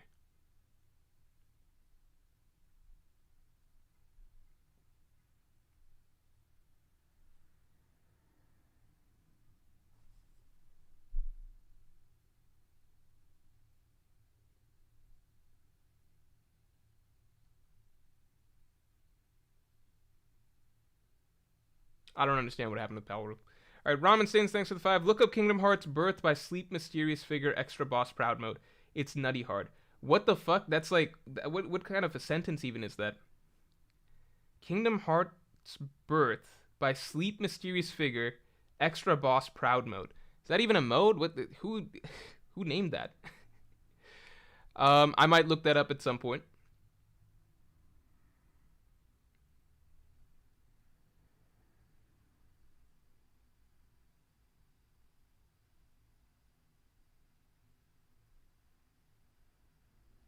So people are just hating on it because it's Pokemon with guns. I thought that there was something AI involved. Like, why are people... Okay, plagiarized designs. Is that the main reason?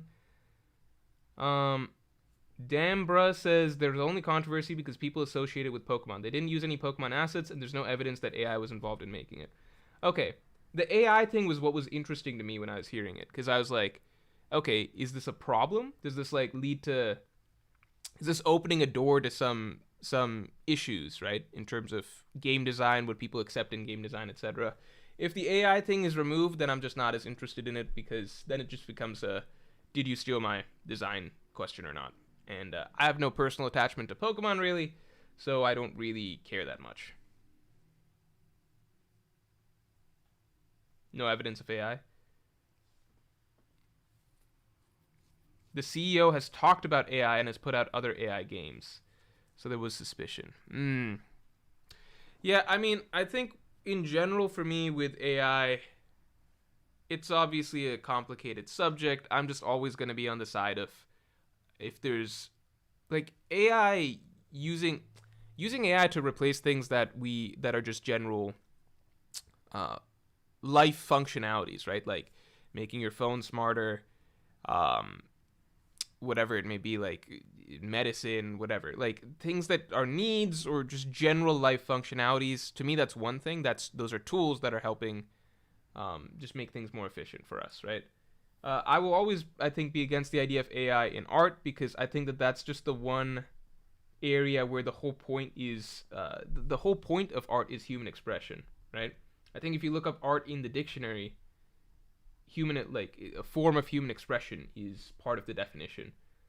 So for me, it's just I think that just as a culture, as society, I think that that's the one area where it's just by the definition of what we're trying to do, what we're trying to produce with art. I think that you need to keep as much artificial intelligence influence out of it as possible. At the same time, I'm no expert in game design whatsoever, so I have no idea. Like some people might argue, like, no, we're not having AI design games just as a tool to make certain things simpler. I don't know. I don't know the details of that. I just know that my broad stance is basically like this is the one area of our culture, or whatever, that is specifically meant to be about humans expressing ideas to other humans, right? I think that's the whole point of it. So, yeah, that's just my thought. Damien Cook says AI generated One Piece would be Zoro fan fiction. Yeah, you remember the AI art stream that, not AI art, the AI writes One Piece stream that we did a while back, and this was before AI became really controversial. This was maybe 2 years back or 1.5 years back. And this was at a point in time that it was like, no, it wasn't Chat GPT or anything like that. This was some jank ass AI robot online, which was why it was just funny, because what it was producing was garbage, right? Where it gets scary is once when AI is producing things that can be mistaken for or can even replace human ideas, right? But that wasn't the case. So that was one of my favorite like streams, period. I think many people to this day will attest that that was like one of the funniest streams of all time, just because the shit that it was coming up with was so dumb, and a lot of it was like Zoro fanfiction-y, or just fundamentally misunderstanding One Piece power scaling by huge margins, like Zoro and Mihawk are equal or something like that. So that's fun when the AI is bad. Once it's good, then it's scary. Hazard and Gibson says we should do that stream again now that AI writing is a bit better. Yeah, I mean that's the tricky part. I think at one point I was like we could do a Chat GPT version, but I think a lot of people would really dislike that idea. So maybe we don't do it. I don't know.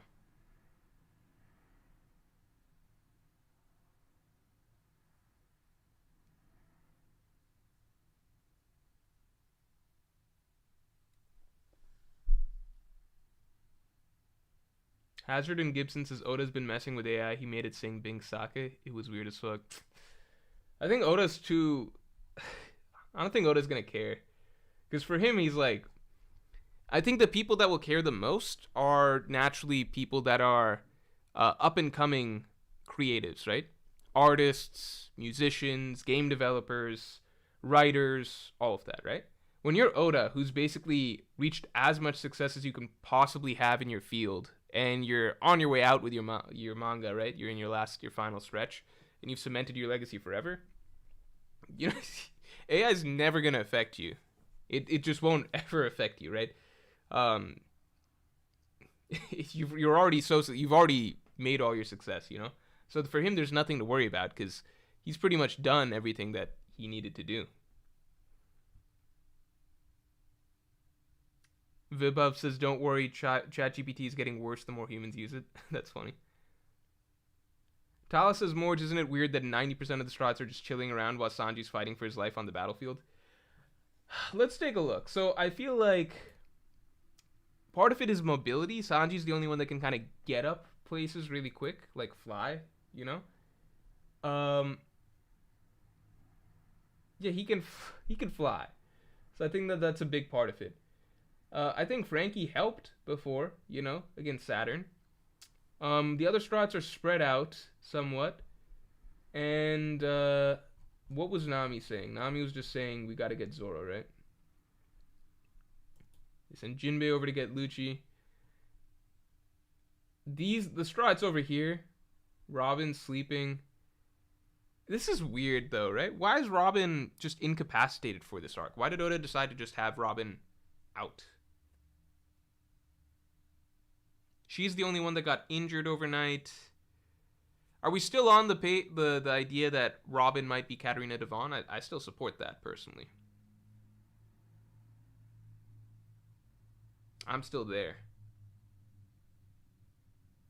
Yeah, Nami, Usopp, Chopper, they were just not going to be able to contribute as much. And ultimately, I think that they believe that their crew can, like the strongest fighters of their crew can accomplish what needs to be accomplished. Robin seems extra Devani right now. Yeah, it could be her. Very, very possibly her.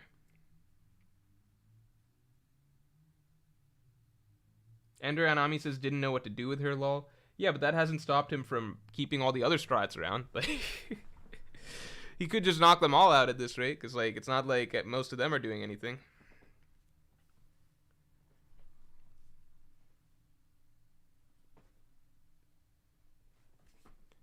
Fuck. Hello? What is this? Alright. Good enough.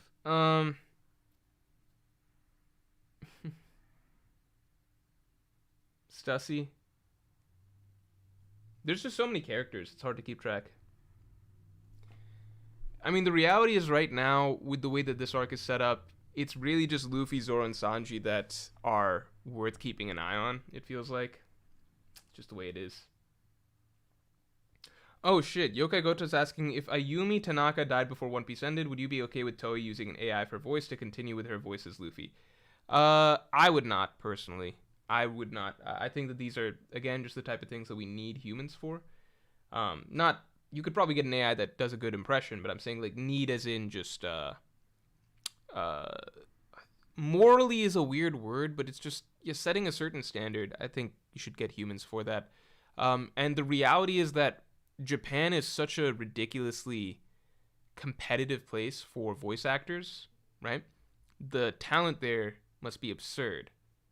Right, it's as far as I understand, just becoming a voice actor, it's the trials, like how much you need to work on your craft for it. It's very, very high.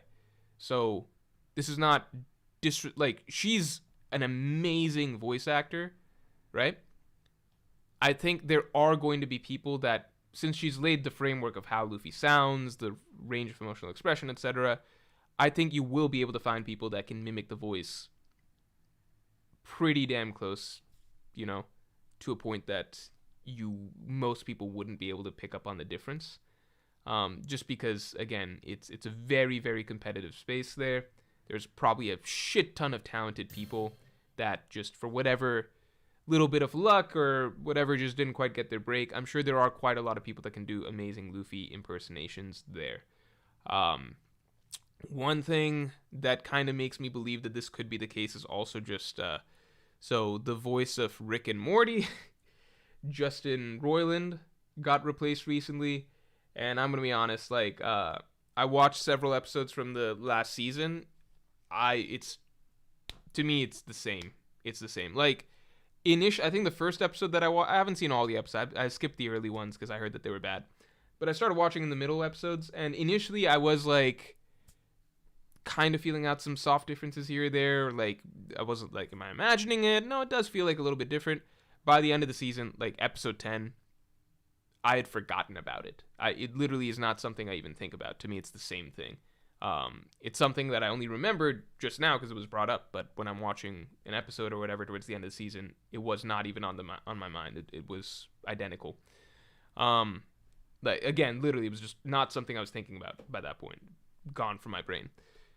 So, again, obviously something like Rick and Morty is going to have far, far, far less of an emotional range than Luffy's voice actor, right? Like, the range that she needs to hit is extremely, extremely wide, right? In terms of Luffy's more raw emotions to his, you know, goofier side, etc. Like, Luffy has a very, very wide range of emotions that he goes through. But at the same time, Japan's just got a much more significant talent base for people who practice and train that sort of thing. So I feel like, yeah, it is doable. Sleeping Danger, thanks for being a Yonko tier member for 2 months. Which Straw Hats, no Luffy, has the most arc MVP awards? I feel like it's Sanji.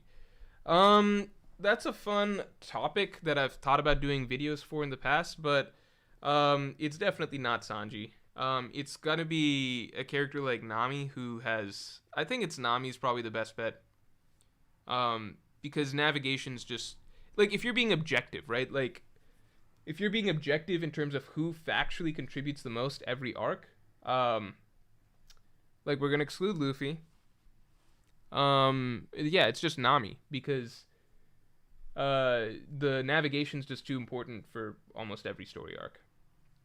You know, like I find it funny when people bring up like just look at Whole Cake Island. Like people bring up like Brook being the MVP. Brook's like so far off from Nami in achievements in Whole Cake Island, it's ridiculous. It's just that a lot of what Nami does is just taken for granted. You know what I mean? Like one, by the way, Brook's 2 achievements were in Whole Cake Island, right? You're just being purely objective, right? So character, like, ignore the names. It's just character A, character B. So what character A does is steals a road poneglyph, actually inaccurate. He helps steal a road poneglyph, but character B is the one who actually helps him steal the road poneglyph. People forget this, but Brook was captured by Big Mom when he was trying to steal the road poneglyph, and then Nami had to go in and save Brook, therefore giving Nami about 50% credit in stealing the road poneglyph, because Brook actually got captured. He did not successfully retrieve the road poneglyph. So stealing road poneglyph, it's 50-50, right? You could say that's a bit more Brook than Nami if you want, but at the end of the day, like, you can't just give him credit for the road poneglyph, because he did not get it back. She got him back. He happened to have that road poneglyph. So that's a split one. Maybe a bit more Brook than Nami, but it's split, right? He broke the Mother Carmel photo, but people forget that actually didn't have any positive outcome. It was something that they were trying to do, but it had no positive outcome. It didn't really do anything. It actually fucked them over because it didn't work. Their assassination plot didn't work out the way that they wanted. It didn't have the effect that they wanted. Now, if you look at what Nami did, right? Because those are the 2 things Brook did. So Nami did, she helped get the road poneglyph, but the entire fucking journey to travel through a Yonko's empire, and then the entire fucking escape route while being chased by the Yonko herself and like her entire fucking fleet was spearheaded by fucking Nami. She had to navigate them through basically the most like unescapable terrain imaginable, right? Jinbei gets credit there too because Jinbei was clutching like the tidal wave moments, etc. But like, how the fuck are people forgetting that like the entire way, like they would never even have fucking made it there if Nami wasn't navigating them there, and they would have had 0 chance escaping if Nami wasn't clutching up for like 50 chapters straight, like taking them through basically like every single possible Big Mom obstacle that her fleet could put up and getting them the hell out of there, right? That was like at least 70, like their escape is 70% Nami. So that's just on those ends. And then on top of that, you got to talk about Nami saving Luffy from Cracker, right? Luffy loses the Cracker fight. How much credit are we going to give for that? Like, if you go through the, like, Nami getting King Bomb and all of the homies on her side, right? Like, these are all hardcore contributions to the arc that saved their asses, like, back to back to back to back, right? Almost the entirety of Whole Cake Island does not work without Nami. So I think that Nami is underrated because, in general, like, you can look at so many arcs, like Skypiea, Water 7, Enies Lobby, right? Like, there's so many moments just, like, getting the fuck out of Enies Lobby. Like, the reason they escaped a Buster Call, yeah, part of it's Sanji, but then the other half of it is Nami, because Nami's the one that navigates them through the whirlpools. Like, if you go back, people forget her contribution to that scene, because Nami's the most taken for granted Straw Hat out of all the Straw Hats. It's kind of just like, oh yeah, and then she does the navigation. It's like, no, motherfucker, like, all of those other warships were fucked over by the whirlpools because they didn't know what to do. Nami's the only one who knew what to do in that situation, so she actually got them out of there. It's weird, like, people are like, yeah, Sanji saved them from the Buster Call. No, Sanji helped, but Nami was the one who ultimately got them the fuck out of the Buster Call.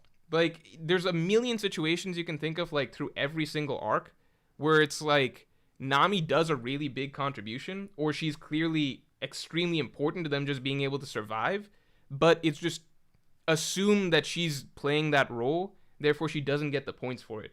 Like, the gap between her contributions in Whole Cake Island to Brook is like heaven and earth, but, you know, it's just Nami, so it's like, well, she's supposed to navigate the ship. It's like, that doesn't mean that she's not valuable for doing that.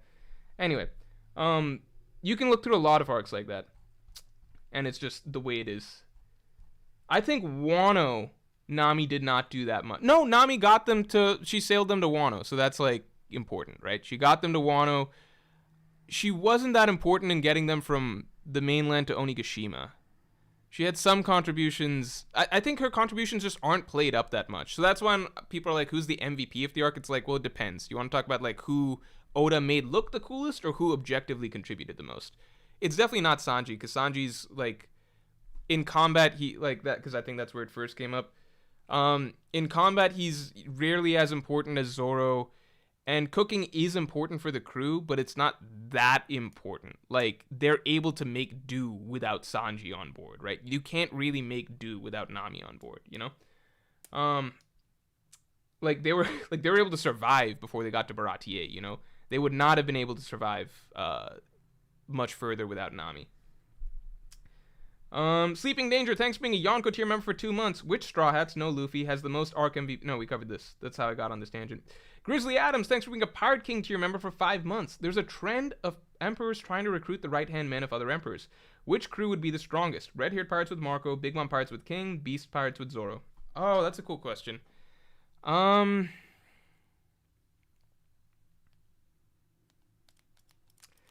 It depends, because it's like, I think the red-haired pirates are the strongest core crew as is, but it depends on like how much you think the fleets and general numbers play a role in it, because the Beast pirates and the Big Mom pirates have a lot more significant numbers, whereas the red-haired pirates, it seems like their general fleet and such is weak.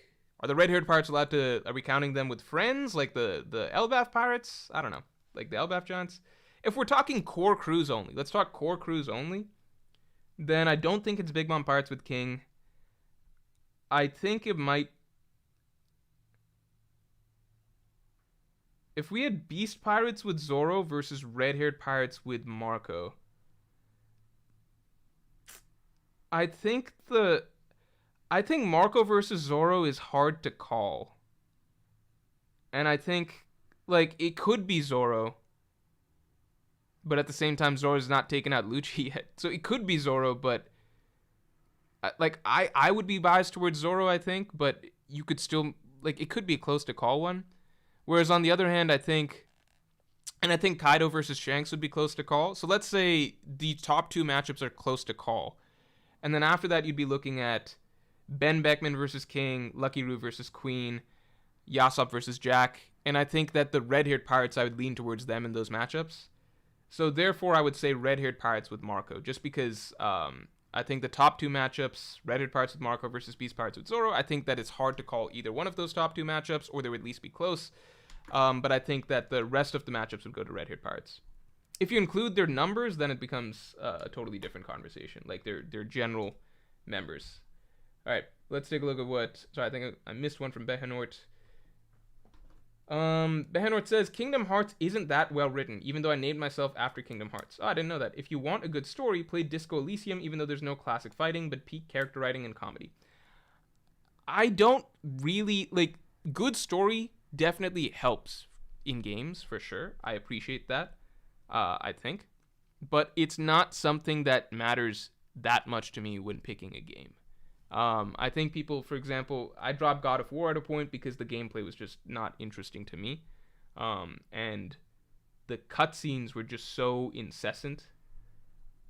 And I can tell that it was shaping up to probably have a good story, and everyone praises the story a lot.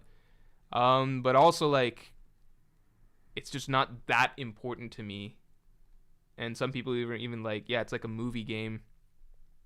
I'm like, I would just watch a better movie then. So I don't know, like, that stuff is important, but I think it's complementary to the gameplay. So I'm probably not going to play a game that, if the main appeal is peak character writing and peak comedy. Ramen Stains, thanks for the 5. Look up Kingdom Hearts Birth by Sleep Mysterious. Oh no, we covered this. Okay. Oh, so I missed the super chat in between. Doubt by Panda says Jinbei carried in Whole Cake. Jinbei has an argument comparable to Nami. I think Nami was just involved in more of the arc than Jinbei. For example, the entire Seducing Woods section, Nami defeating Cracker, Nami, or helping defeat Cracker, Nami getting them through with the homies and King Bomb, etc., and on the way out with the homies and King Bomb, etc.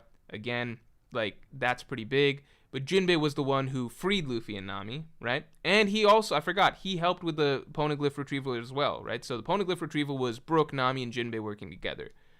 Um, and then, yeah, Jinbei saved Luffy and Nami, so that was a really big contribution. And then Jinbei obviously helped steer their entire way out. So you can give Jinbei comparable points to Nami, I think, in many, many aspects.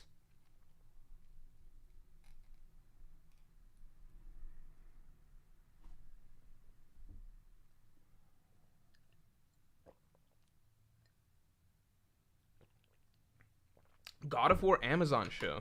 I think I heard about that, unless I'm crazy.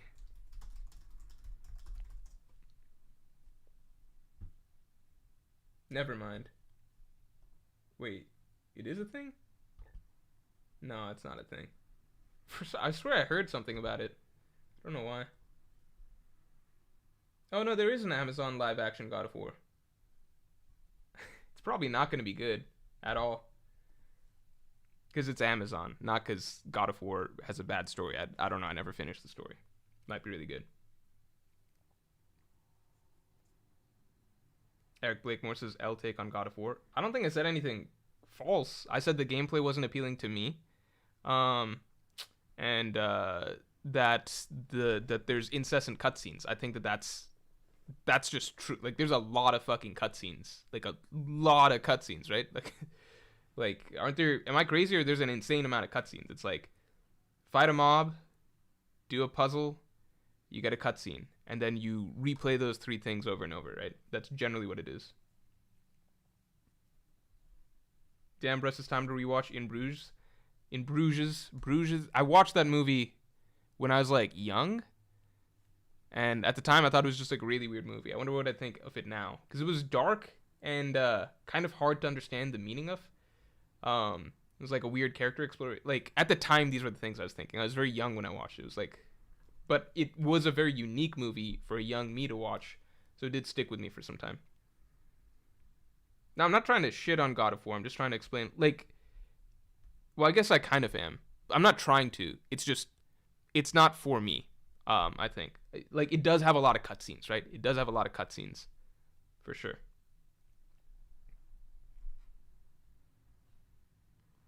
Cliff says, more, did you see the Avatar The Last Airbender trailer? No, I didn't. It was one of those things. So, how do I explain this?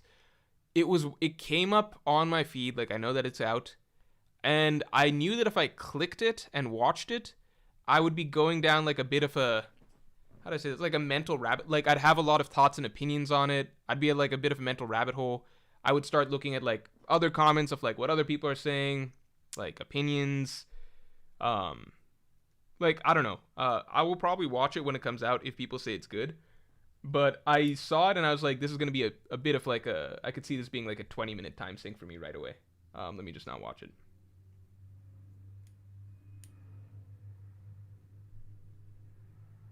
Eric says, I don't think you played longer than an hour. I didn't play as long as I should have probably, but I played through Elfheim. Like, is it called Elfheim or the Elf Land, the land of the elves? Like, I played. They get through the. They get to the big lake. I don't like the kid, by the way, because I just want to be like I get to the lake, but it's like fucking Kratos and the kid. So at the lake, then connect the route, like connect the. Like there's a room that's a connecting room at the center with everything, and then we went through the door to the land of the elves. I don't know. It's called Elfheim or something. Elfheim or it's like a land with the elves, right? And went all the way through that, saw some memory, then came all the way back. There was a boss, killed the boss, and then that was the last thing I did. That's the last thing I did. Elfheim, I'm probably thinking of Berserk. It's like an elf land, you know what I mean.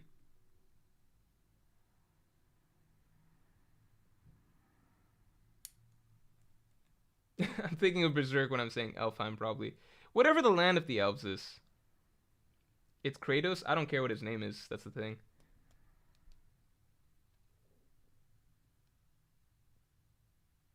Alfheim? Yeah, it's just whatever it was. For me that was the breaking point of the game because I kind of thought in the section before that I thought that I kind of was under the assumption that the gameplay would change once the game got going. Like once we got past, I was like, okay, maybe I'm just in the tutorial section kind of, and like things are gonna change once we get past this.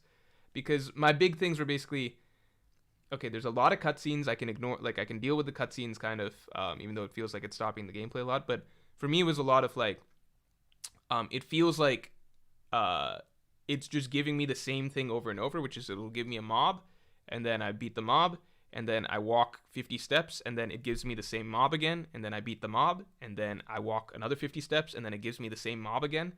And I'm like, okay, so I'm not sure why.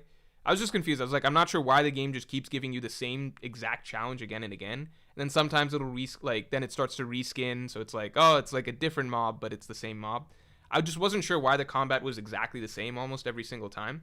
So I kind of assumed that that was like a tutorial thing, like early game stuff, like just getting you used to it or whatever.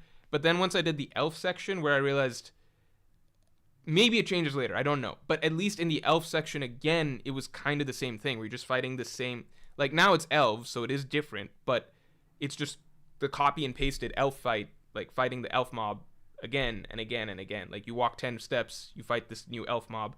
You walk 10 steps, you fight the elf mob again. I was just hoping that like there would be variety to the enemy counters. That was the big thing because I just got bored of doing the same thing over and over. Like for me, it's like I feel like even in Zelda, which I don't think is really known for its combat, at least I run into different things to fight occasionally. Whereas this, I felt like it was mostly the same thing over and over, which I just stopped enjoying. I also didn't think the puzzles were fun, so it was kind of like fight the same mob as you fought 5 times already, and then you get a puzzle that's not that fun, and then you get a cutscene that's, to me, not that fun, and then you fight a mob again. That's just what it felt like. Again, if it changes significantly after this part of the game, and like there's more enemy variety, and like they're changing up the enemy encounters a lot, then that's just something I didn't get to enjoy. But that was just what the game, like, to me, I was like, I feel like I've played enough hours of this and like done a couple areas pretty extensively now that I feel like it's not really changing, so I'm kind of done. Tala, thanks a lot. Dumbo's like Ace navigate just fine. Nami overrated.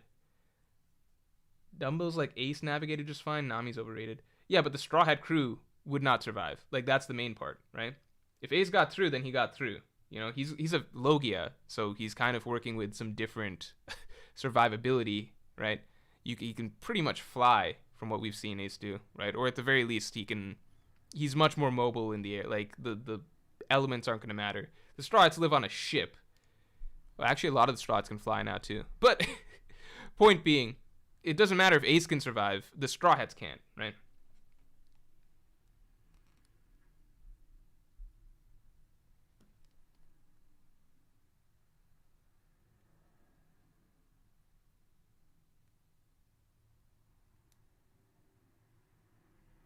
Other crews have navigators, dude. There's almost no one that, like, other crews have navigators, and two, most crews aren't getting into the situations that the Straw Hats are. Like, it's even stated that almost nobody gets to the sky by traveling up Knock Upstream anymore. That's not a thing. But Nami could do it, right? All those ships at Annie's Lobby were fucked once the whirlpool started, but Nami knew how to get through it, right? Like, getting chased through a Yonko Empire by the entire Big Mom fleet, by the entire Yonko Empire fleet, right? Nobody else is supposed to survive. That's stressed throughout that arc, but Nami did it. So, you know, if you want to say just get from island to island, some characters seem to be able to do it through luck. But if you want to travel the way the Straw Hats travel, no, you need Nami, and they would die pretty much every leg of the way without Nami.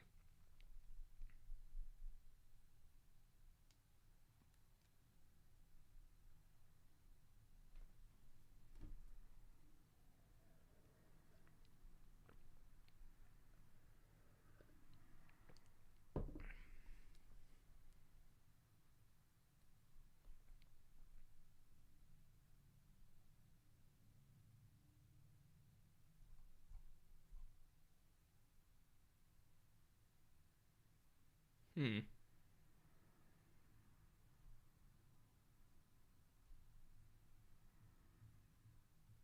No, I don't know any of the previous story of the game. Yeah, it's not like it's just. I think it's just not for me. I think I just need to fight different. Like I don't think I can fight the same mob. One, I don't think I really like mob fights where you're fighting like a bunch of stuff. I think. No, I think I like it if it's mixed up. I don't know what to say. Like I think that was the thing. It was just it felt like the same thing cycling over and over and over. Like, and I just think that that was not something that I enjoyed. Andrew Anami says anything you can attribute to Nami's navigation skills can easily be attributed to plot armor. To be honest, no, it's made very clear in Ennis Lobby that the reason that they're able to get through the whirlpools is because Nami's copying the same thing that she did at Longring Longland during the Davy back fight. It's made very clear during the Skypiea arc that the reason that they're able to get up knock upstream is because Nami understands how to ride the winds going up. Like that's explicitly broken down, you know?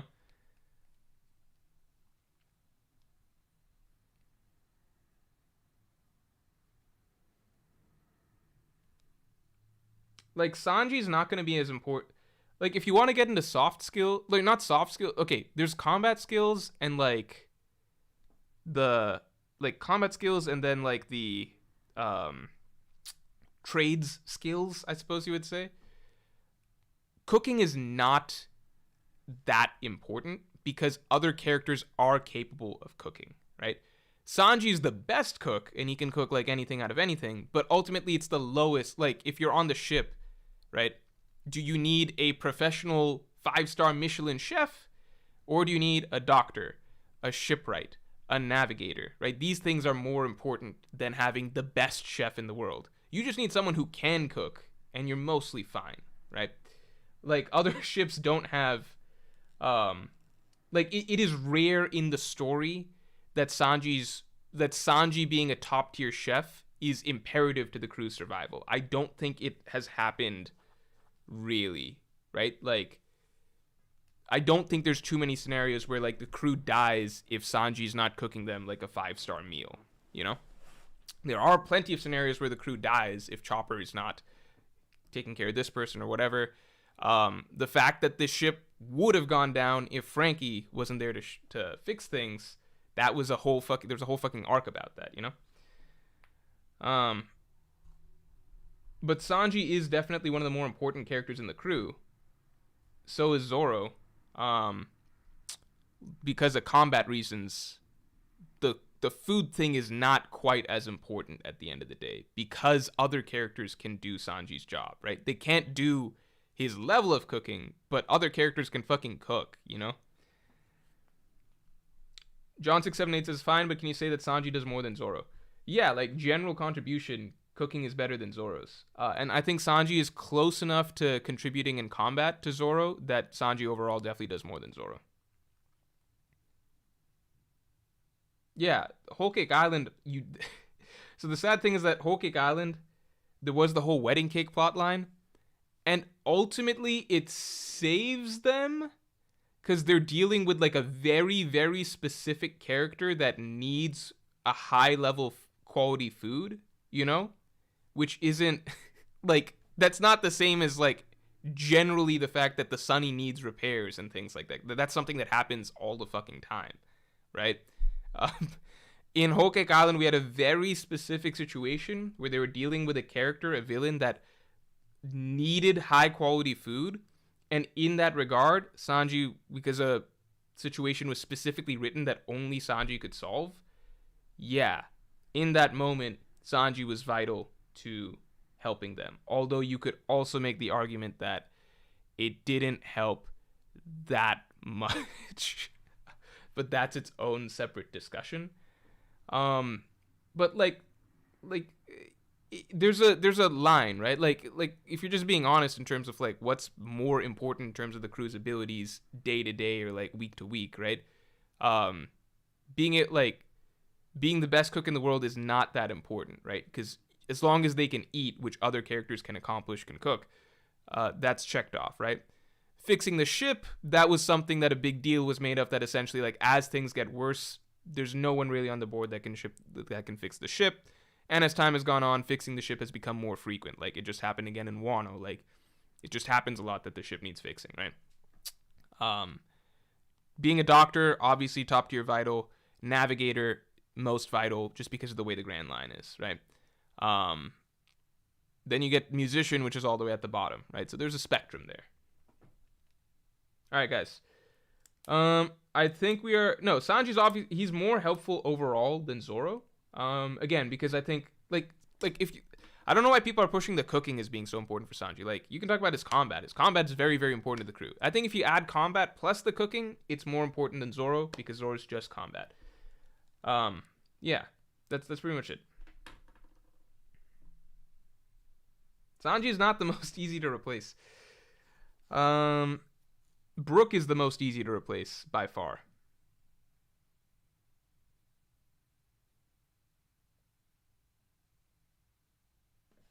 Tom says, if we're being objective, isn't Robin the most important for the journey to Pirate King and the dawn of the world as a whole?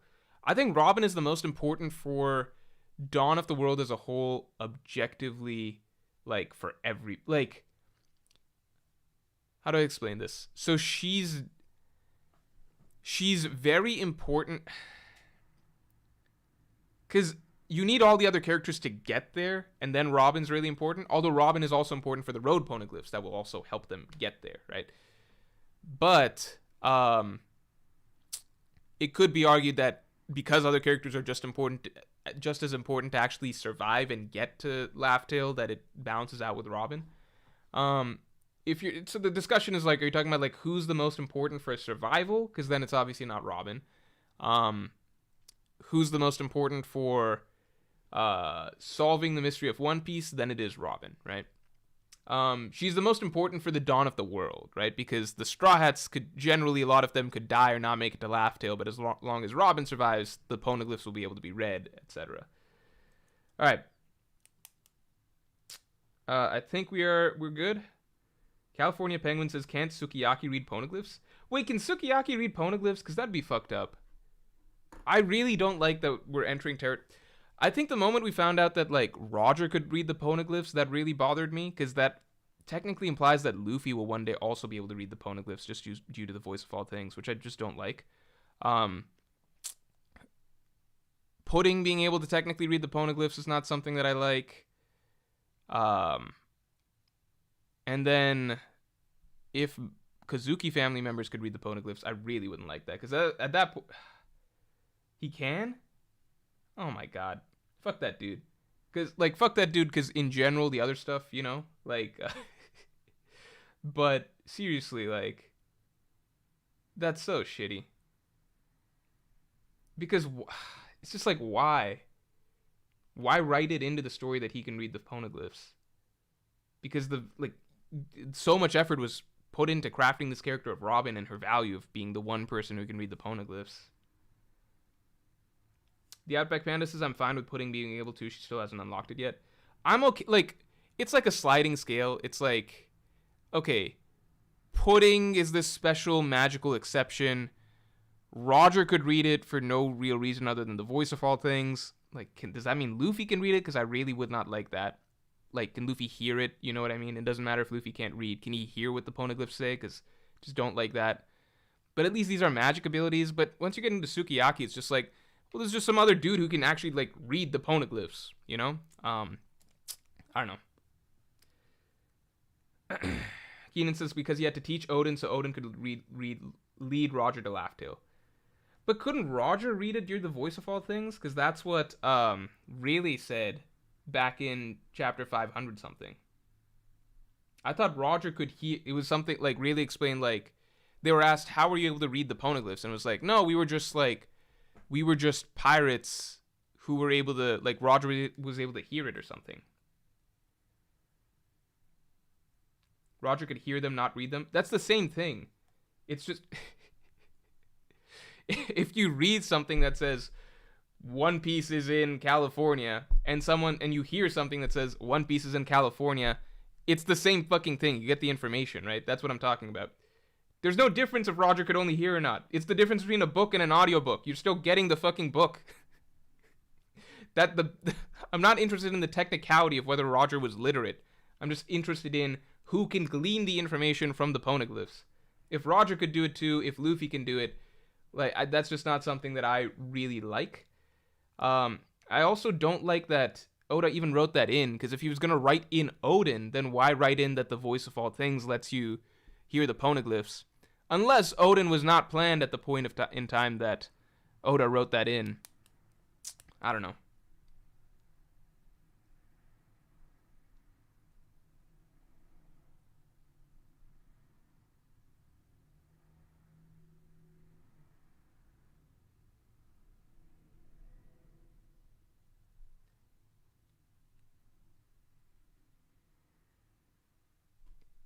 Okay, Sleeping Danger brought this. So we did this a few streams ago. Why would Roger want Odin if he could hear them? What Rayleigh said has been retconned.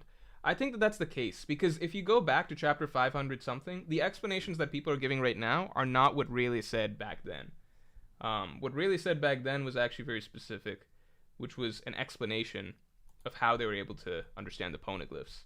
It wasn't like, how are you able to find them? It was like, how are you able to understand them, is what Rayleigh was asking. Or is what Rayleigh was answering.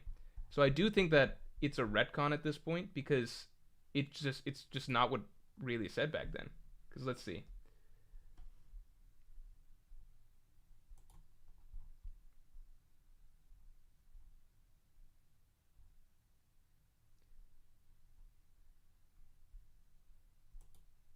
Okay, it's not like Roger understood those words. You're right. He just heard the voice. Never mind. You guys are correct. Roger never understood. But then why did Roger... But then why even bring this up? It's not like Roger understood those words. He just heard the voice of all creation.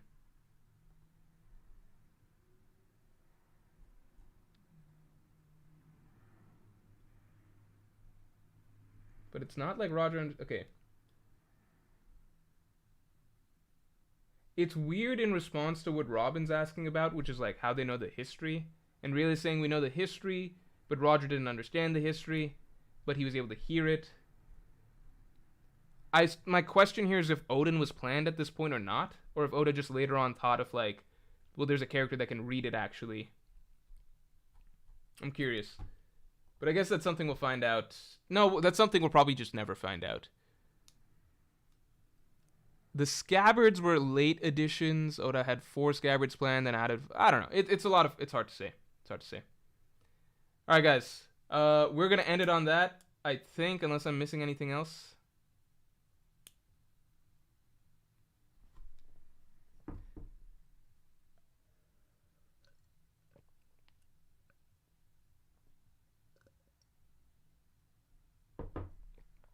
Shaman says Roger was able to hear the voice, but since he doesn't know the ancient language, he didn't understand them. I like that idea. I like that implication. That makes sense. We'll roll with that. Alright, guys. We're going to call it there. Thanks for tuning in, everybody. And yeah, we'll talk to you all later. Got a lot of video game suggestions off of this one, so we'll have to think about some stuff.